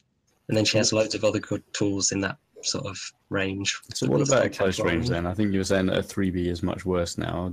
Can she put up a fight at close range, or have they kind of changed her so that she's not any longer a sort of variable range character, but instead very much long range character? Yeah, unless I've been missing a few things, she does feel really weak at close range. She hasn't got a great deal of tools. Like mainly she's not got a standard 2A.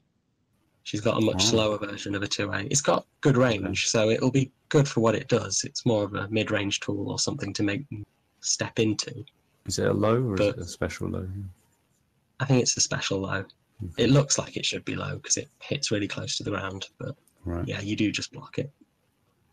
So yeah, she's got a 6/6K from the old move, from the old games, so she can just shoulder bash you if she wants to establish her frame advantage. But yeah, she's also got a cool new variation on her 6KB. So that's a really good counter hit fish tool, where she just knees you and then the whip kind of comes out of the floor and knocks you down, and that allows for a stomp follow-up. So she gets like a really good chunk of damage off predicting an opportunity to counter hit you with that. But the second hit is high, so it's not exactly safe. But I do think the existence of her summon suffering grab is going to make her really threatening in close range. Because even though she's not got amazing close range tools that deal with everything and do loads of damage or put you in a great Oki situation, all she needs to do is just establish a bit of control. And then when she's in frame advantage and close to you, she's got this summon suffering grab, which is she has a front grab and a reverse grab, or command throw, or not?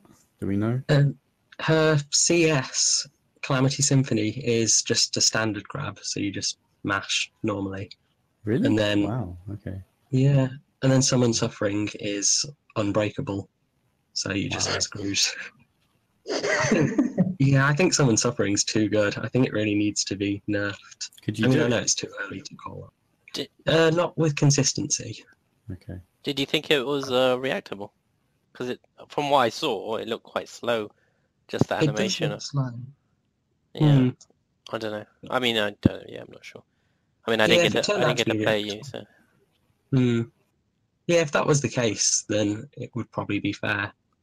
But if it's not reactable, and it did look fairly fast as well, then it is kind of ridiculous, because she kind of struggles to contain movement up close unless you commit to a movement killer. She's not like characters like Sophitia or Leisha, where you'll just be running your poking game and happen to catch them stepping. Like Ivy tends to need to commit to a step killer. So having an unblockable grab that's also going to track step, and it's also going to beat them if they're blocking, just seems kind of ridiculous, especially with the amount of damage it does. What is the command? It's the same as the SoulCalibur 2 summon suffering command. Okay. What's that again? What was it? Do you remember it? It's 3/7, something like that, isn't it? 3/7/9. I can't remember. I know the motion. So it's like a little rolling. You have to kind of do some. I don't know. It's like down forward. I don't know. HolyCarp should know. Down forward, up away. If I remember. Huh. I think he's passed out. Yeah, it was. Do you know the how do you do it? What, Summon Suffering? Yeah. It's 3, 7, 6, 2, 3, 1, A plus G. I can't even like register those numbers yet. Are they? Is it fairly easy to do in your opinion? I think so, because especially compared to CS in SoulCalibur 5, like it took me months to learn how to do that. But with Summon It's got a Suffering, Dragon Punch in it, if you know Dragon Punch motion. So it's like 3-7, then a Dragon Punch, and then down back grab. hmm, From what I've heard is that they changed it because it was too easy to do. I don't know if that's true, but in 5 or whichever one they did. Yeah. Certainly in 4, you could kind of just circle the D-pad around a couple of times, and that would get it. Yeah, in SC1 I used to do that. Yeah. yeah, that cheat still exists in SC6. Okay, For so both come the back. grabs, you can just circle the stick in different directions to get either of them. I think that's why they put that 666 bit at the end of the thing in SoulCalibur 5, so to make sure you actually had to enter it properly. Yeah, and it's got pretty decent range as well in SC6. So I just don't get why it's unblockable. yeah, I And think they need to unbreakable, get it doesn't make any sense. Yeah, the fact that you can't break it is just ridiculous. And then it's going to be really good post-GI as well. Yeah. Oh, yeah. Is that known that it's not breakable then? Yeah, we tried as well. It was already known, but we tried to mash out of it. You and- can jump. You can jump it though, isn't it? That's it. Yeah, you can jump it. Although she does have, she hit. can still do generic pokes and then an Ivy lick to hit you out of the air. So So- she's still got decent anti-air. So do you take damage because it's unblockable when you jump? Is it like No, a he jump meant, hit? he meant like hitting them out the air. Like if they're gonna do a jump instead, you could hit you out the air with a poke. And Yeah. No, but I'm saying if you jump the actual grab, do you get hit by because it's unblockable? Do you get take damage or anything? I've never seen that scenario actually, Oh, so okay. I'm not too sure. But I'd imagine that it's just got the same properties as a grab and you jump over it. Oh, okay. No, all right, cool. I just thought because it's unblockable. But I'm not sure. Yeah, it's a good question. Thank you. It's It surprised me. It's overpowered with everything else. Mhm. Yeah, hopefully these she'll get fucking nerfed. That'll be good. Yeah, I like the concept of it. I like what they've done, how they've made her range tools so incredible. And it's cool to have a character that can really force a mix-up at that range. Like, we've had stuff with, like, after certain combos, Algol would get his QI, that little flip forward, and you'd have to guess. Yeah. But we never had a character quite like this, who even in the neutral game can just decide, right, I'm doing a 50-50. Like, Yeah. there are so many scenarios where you end up in that spacing. Like, it's not just her own tools. There's also soul charge. So even if your opponent soul charges, it pushes you into exactly that range where you're going to hit with a tip of 6-6A, or you're going to make them guess between the mix-up. So even if they're trying to put themselves in a favourable position, they're just kind of exactly where Ivy wants them. I was hoping they would add something to the soul charge where you could either press 4 or 6, and depending on the button you press, it pushes them away or in. Yeah, I know what you mean. But I guess they just tried to make it, you know, look, you got really great tools now, but you've half the time is going to be trying to get back in again. I guess it depends where you use it, because obviously if you use it in the end of a combo, you'll well, by sacrificing some damage, they fall straight to your feet when you do it when you're in the air. So or you could do it when they're against, when the back's against the edge. That seems to be when it's really strong. I guess if you wanted to use it for, because I think we all literally use soul charge as a let's be safe and get you away from me with this one mix up. If we're doing that mid screen, I guess it seems fair.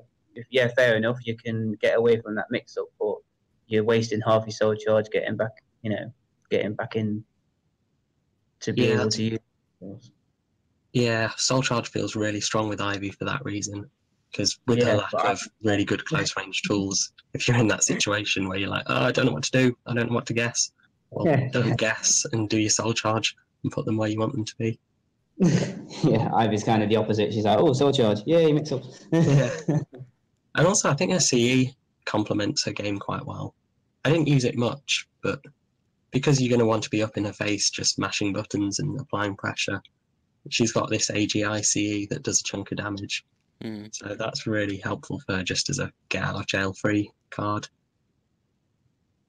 I'm not sure how consistent it is. I didn't use it that much just because Soul Charge is so good. Yeah. You can kind of get an idea. I mean, we won't know for definite until we know the whole game as everything else, but you could definitely kind of get an idea of who's more likely to use their Soul Charge, who's more likely to use their CE. And then you have obviously, Zasalamel, who has both. That are just ridiculous. For the time being, anyway. Yeah, I'm starting to kind of agree with Hyrul. I bet you could probably step around it if you're blocking there. But again, yeah, we'll have to see. But if not, then yeah. If not, they'll nerf it. You can't be that good with the CE. It makes no sense. It does literally everything. Yeah, otherwise, yeah, that would be too dumb. Yeah, nice. So would you say she's granted she's not got a 3B anymore? Is she better than SoulCalibur 5 IB in your opinion? It's really hard to tell because she plays so differently to any other characters that we're used to now, with such a heavy emphasis on mid-range to long-range game. So I think as people learn the matchup, she's going to start to feel very different, as people start getting used to when they can push forward. So I wouldn't want to commit to anything, but she feels stronger than her SC5 version. And she's got some ridiculous tools, and the unblockable grab is just bonkers. Yeah, I do think she was underestimated in SC5, but yeah, she feels stronger in this one to me. Yeah, definitely. I agree. I mean, did anybody have any other questions for Ivy at all? And For Ivy or HolyCarp? Well, I guess in general, to ask Carp or to just to see if he knows, and if not, was there any other characters anybody else wanted to, to talk about or mention?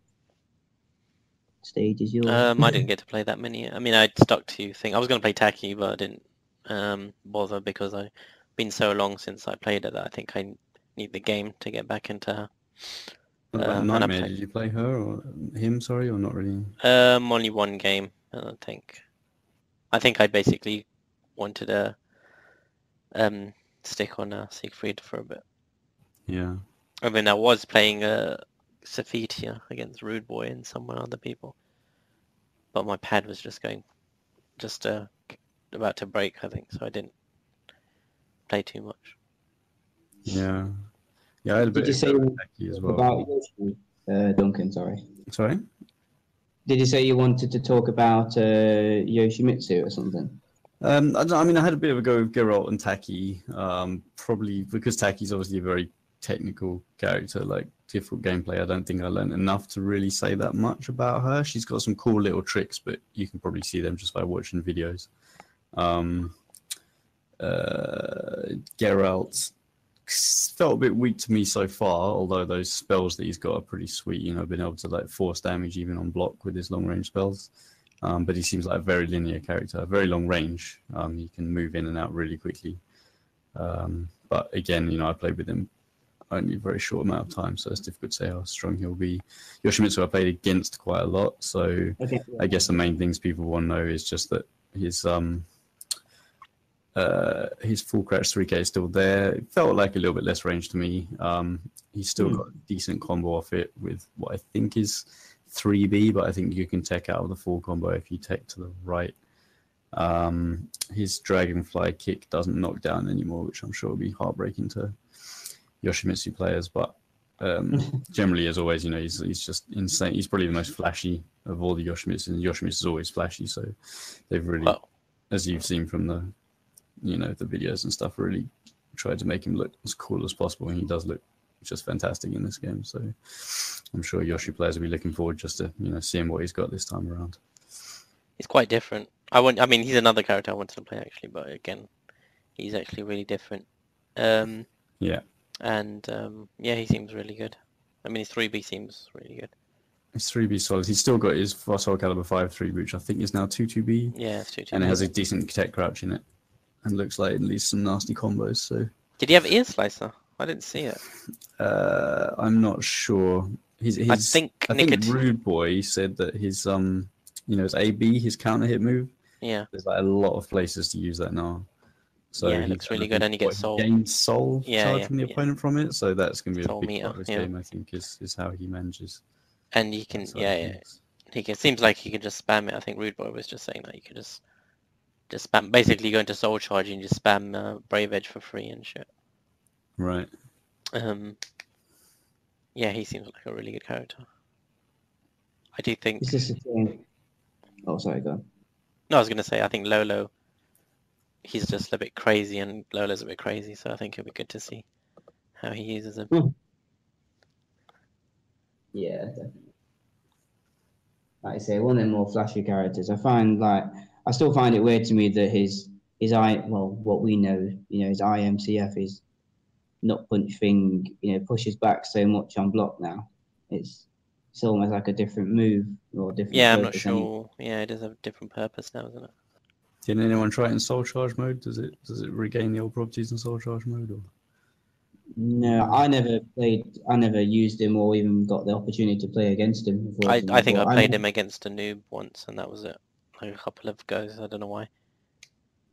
I just did this soul charge thing move where you just start smashing B, and he does it all from the trailer. He just does all those hits and stuff. It's mad.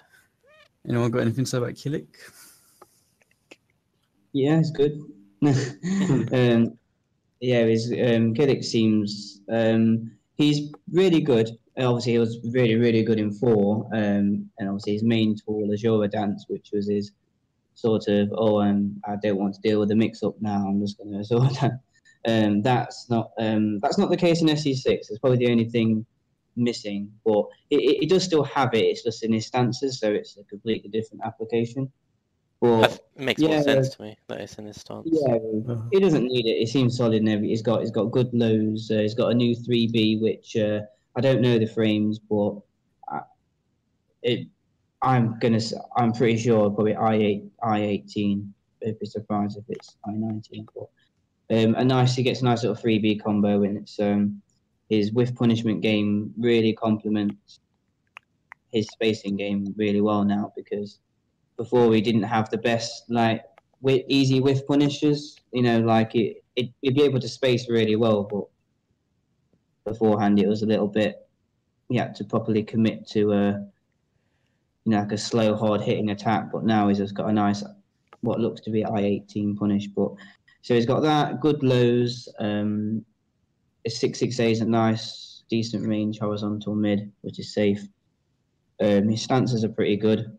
And soul charge, as we know, he goes all evil mode, loses health pretty quickly, and when it gets to pixel life, he loses his soul gauge meter.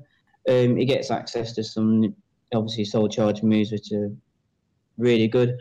But probably the most notable is obviously his CE, as we all know. I think Party Wolf said it's confirmed it's I13, I think. So it's super fast. That's going to be an easy block punish, whiff punish, post GI guaranteed. What is this? You can't jump it. That's the thing as well. And you can use it in combos, and you're not going to be able to jump it for that too. Pretty powerful. So when he uses soul charge, he can use his critical edge at any point to come out. Yeah, so that's only for 1 bar. He soul charges, and then he's losing health. Mad. And then when he's used it, he's still got another bar, so we could probably go into it again. So it seems pretty stacked. He's very good. I was considering maining him if Zasalamel wasn't good, but Zasalamel is good.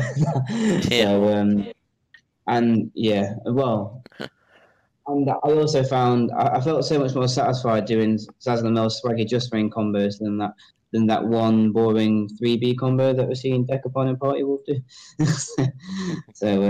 But overall he looks really good, and I reckon he's going to be pretty pretty up there with a lot of other characters. But yeah, CE is really dumb.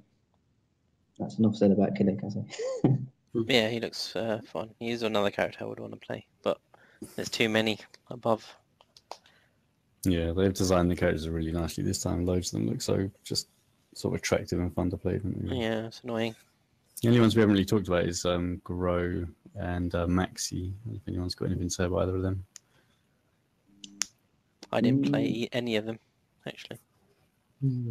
Played against Nicholson, but that was when I was fighting against Maxi. I just felt that when there's distance between me and him, his options feel limited. I mean, I don't even know all his options yet in his strings, but I still felt like I was definitely at an advantage when I was spacing him out.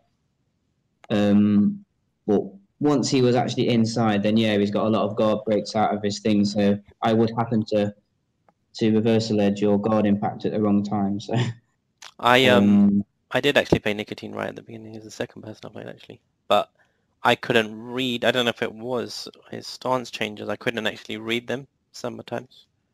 So I don't know what that was about. Because usually he has the same animation, and I couldn't.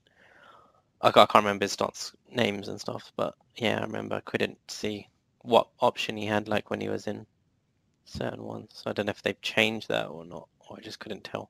Just the way he was looping. I've seen some SoulCalibur 4 moves from Maxi.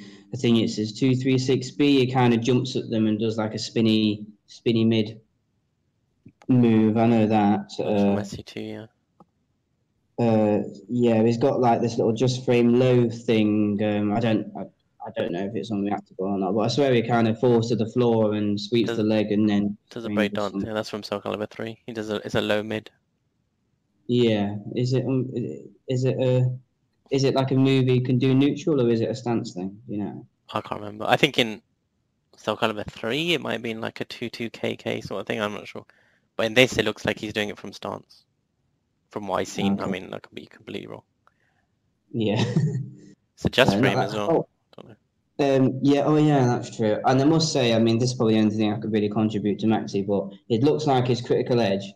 One, it's super flashy. It's probably one of my favorite looking Cs, and it's got really good range as well. Like it's really good range to his actual critical edge.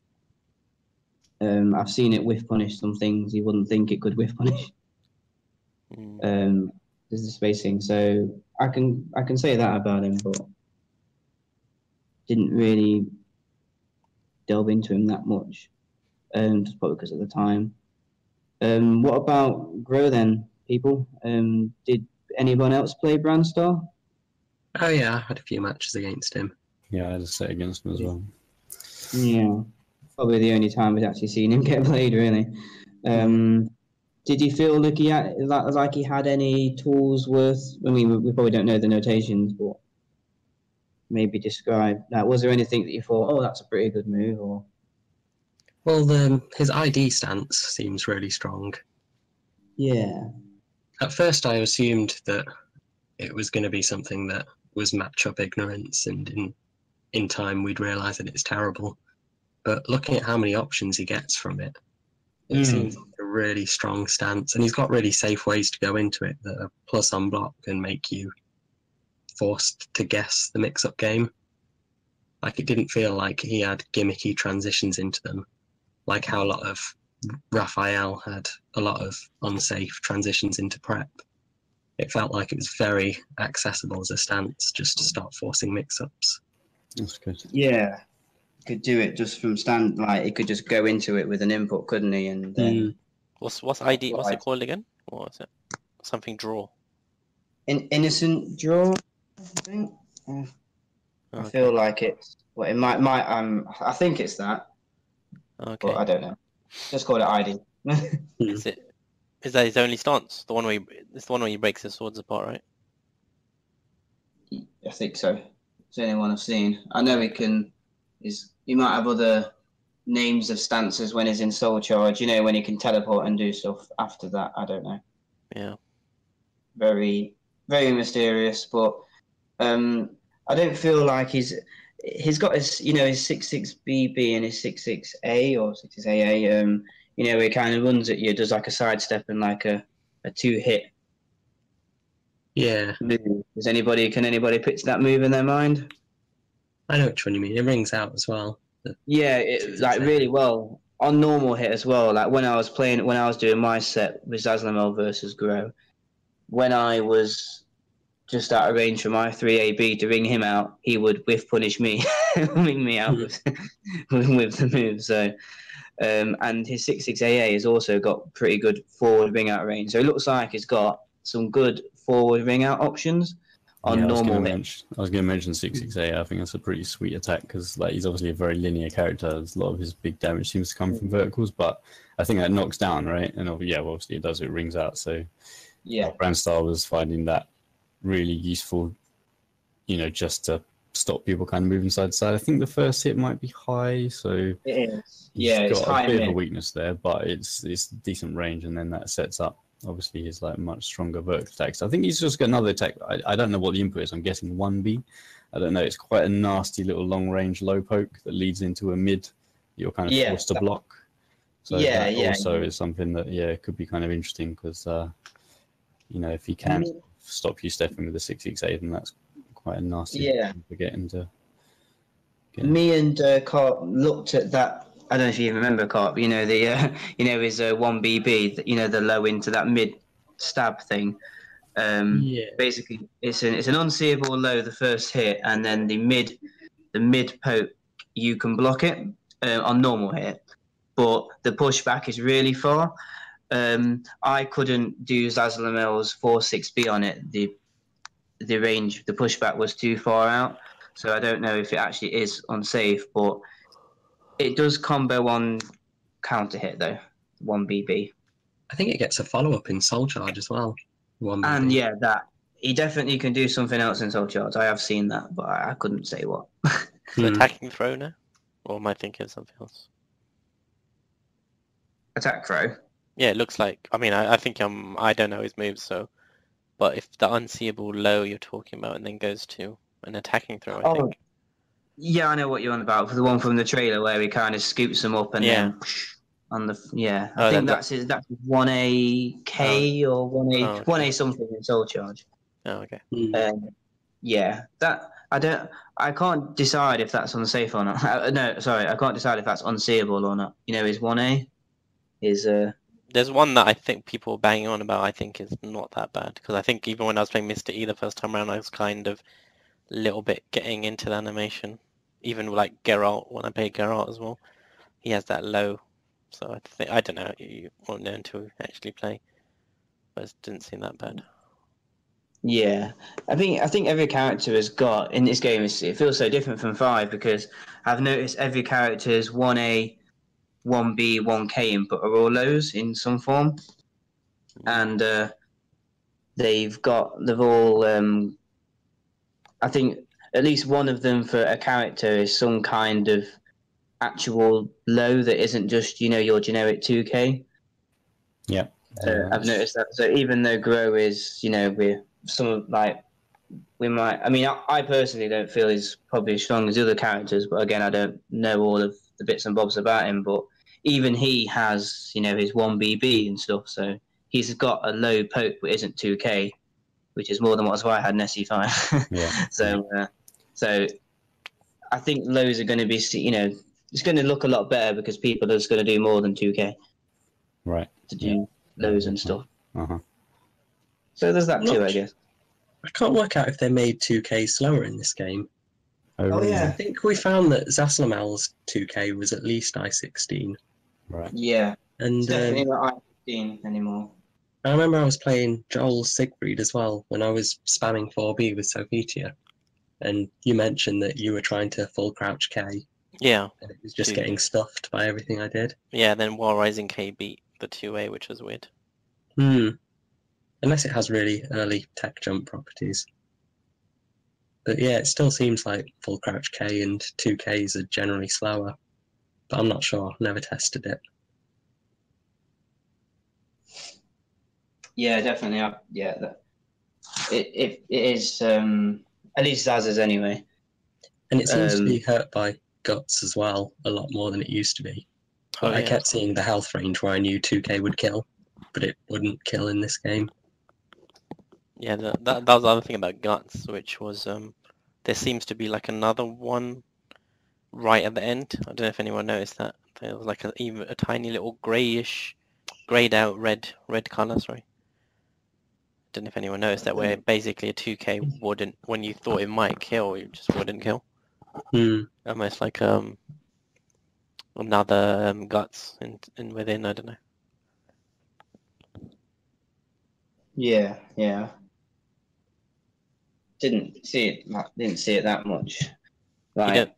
As I say, it would be a lot better when it's when we get used to seeing it. What the guts like.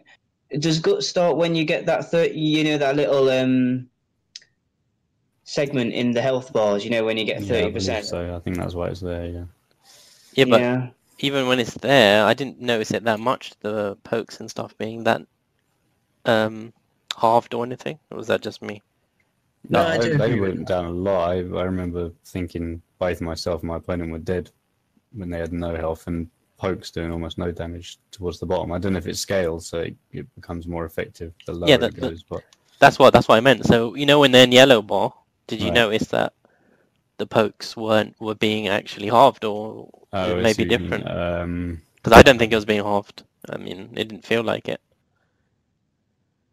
So you think it scales once you get into that range? Okay, yeah. I just right at the end, just when they're about to die, it seemed like you need to do 2k quite a few times. 2, 3, Right. maybe even 3 times. I'm not sure. Yeah, I found a similar thing.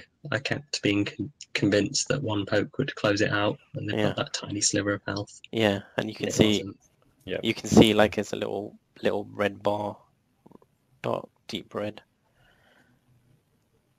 Yeah. Looks. It would take some getting used to, wouldn't it? Because I swear in SoulCalibur 5, wasn't it when they had 20 health remaining, something like that. Yeah, 20 was halved, isn't it? 20 or below, or below 20. Yeah. Oh, yeah. That was it. And what was the health bar percentage? Was it 25, 20%, 25? Can't remember. Not sure on that. But yeah, man, I think So I guess we covered all. I mean, Nobody said anything about Mitsurugi, but he's pretty much the same. And Nightmare. We didn't really touch upon him too much. Was there anything to point out? I mean, shout outs to Zero being pretty on point with Nightmare. That weekend. Yeah, so doing well against Keanu. Yeah, and he teabagged as well. Also. Oh wow, yeah. He wouldn't be Zero in game as well. Sorry? He did that in game as well. Yeah, exactly. It was really awkward, especially after he just done it in real life. But yeah, this drill move seems pretty. Seems really good. Obviously, a lot of damage, but I think it's fair just because of how bad it is on whiff. So, you can kind of that damage gets dealt to you if you whiff it. So, wait, what are you talking about? What were you talking about? 6BB, Nightmare's drill move thing. Oh yeah, 6BB, yeah.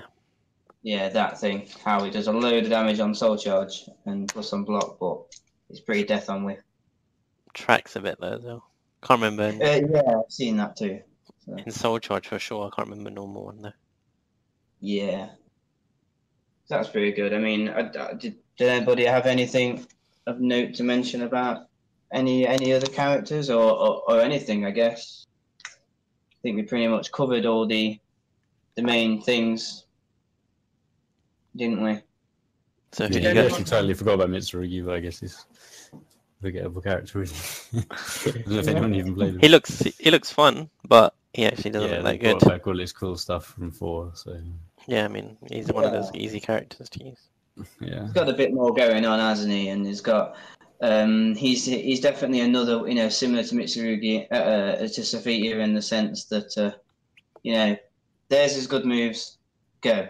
Yeah, and the match we recorded, me playing Hyrul, I literally played him for like 2 minutes before that match, and it was quite easy to. Other than the move changes, he was really easy to use, like get back into.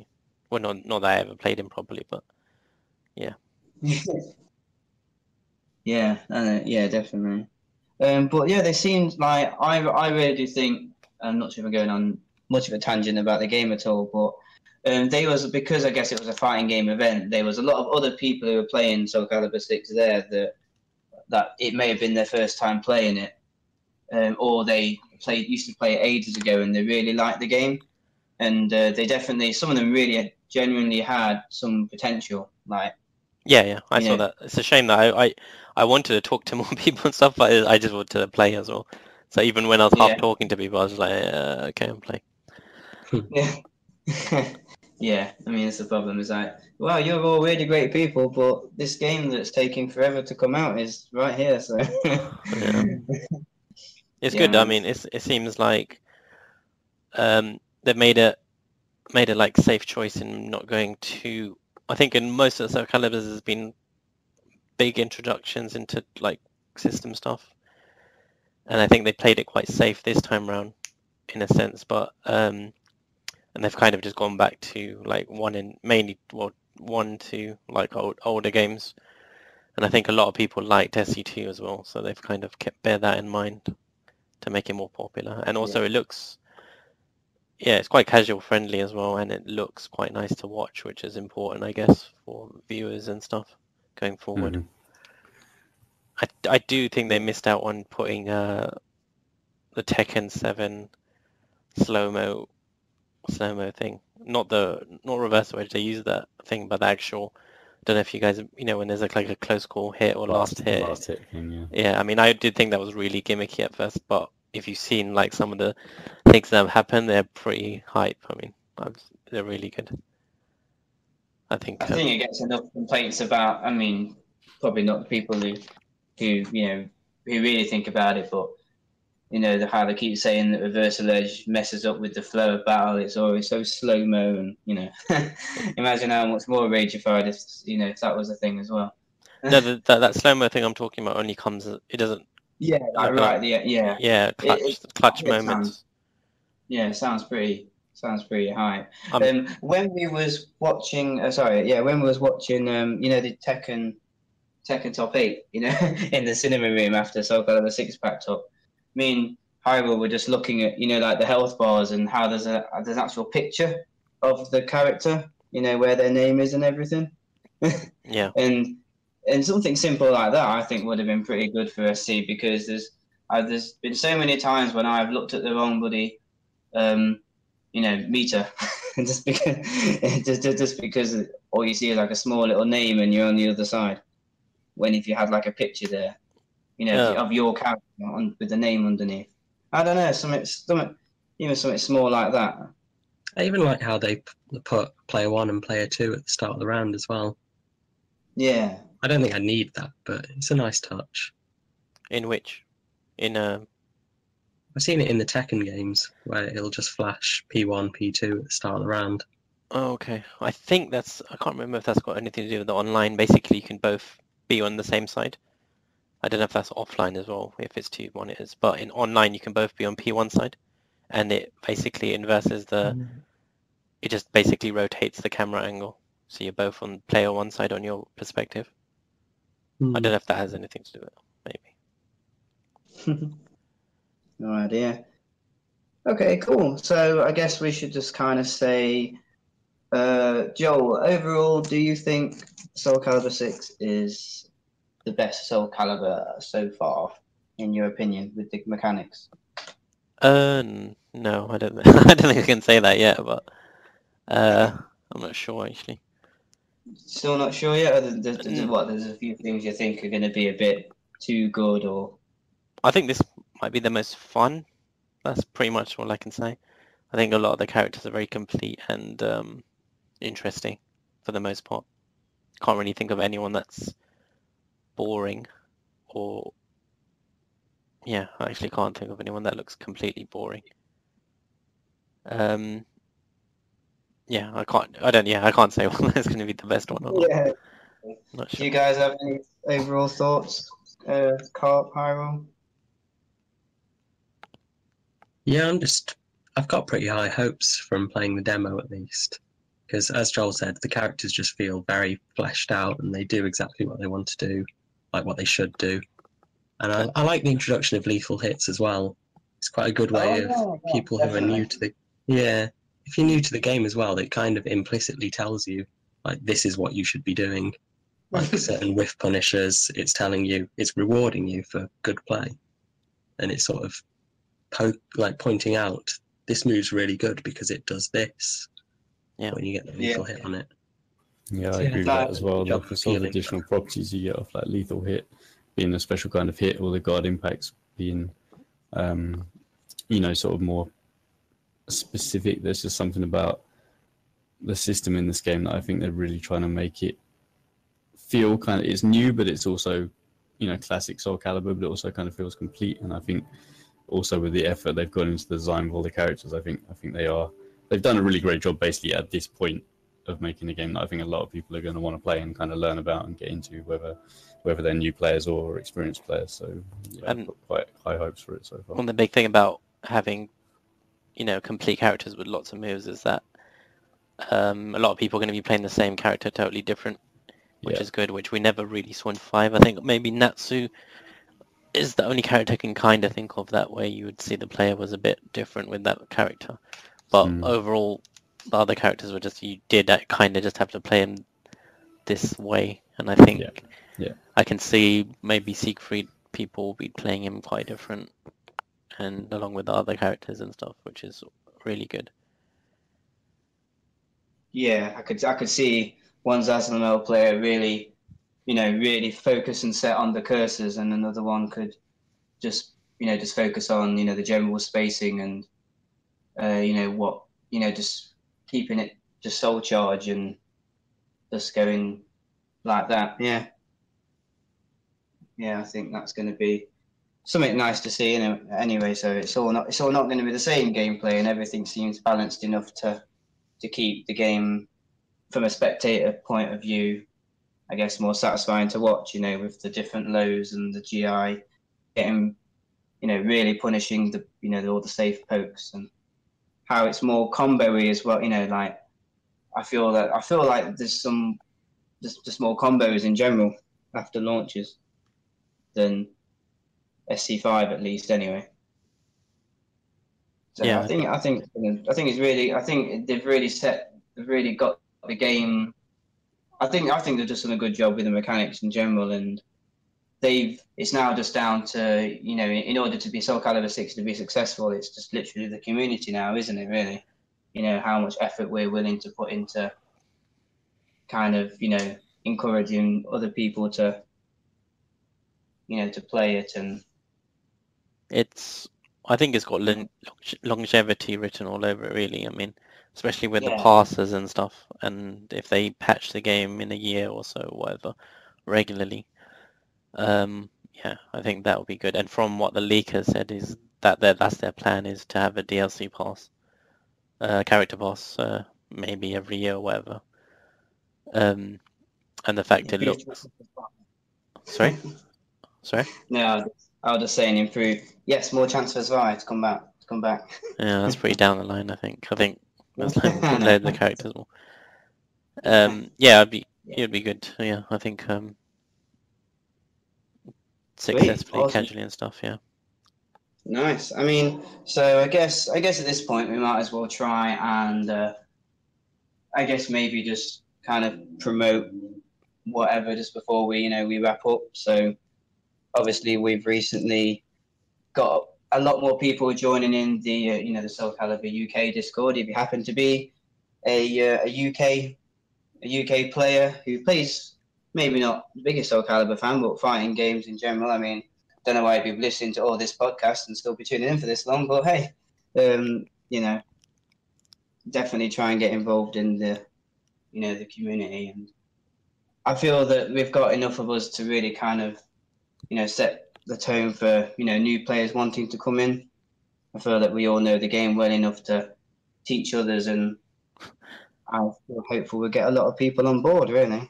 All I ever hear is that how welcoming we are, rather and like other fighting games. I think mainly they're talking about Tekken. It's just not that great. But I think we're just desperate for new players. Yeah, we are. Please, just make this game survive. Yeah, I think one thing I learned about 5 is not to get too bogged down with numbers rather than just like the quality of players and stuff. I think even with the small communities doesn't really matter. Yeah, I get what you mean. But hey, still, the more the better, isn't it? Really, the more people just. Yeah, I mean the Tekken guys seemed. I mean, I watched the videos all, but they seemed like they were pretty good and stuff and eager to learn it from what I saw. Yeah, nice. Awesome. Well, yes, I think we've pretty much, as I say, covered everything for the first podcast. I want to say. I mean, we could try and see if we can make this a thing after certain events that we go to, or even if it's a couple months into the game's lifespan, every now and again. I'm sure there'll be new things to talk about, and more people might give more people a reason to tune in and stuff. So hopefully shouldn't be the last that everybody hears of us. So does people want to say their final piece before we call it a night, because it's been a long night? Anybody want to say their piece? Nerf, Sass, and Ivy. There we go. Yeah, Nerf. Okay. Bring back Buff Siegfried. Make sure Bring back Xianghua. Bring back Salmina. Nice, I like it. Yeah. Quite low chance. And when's Tira coming? Yeah, I think Tiro make main cast. I think. Yeah.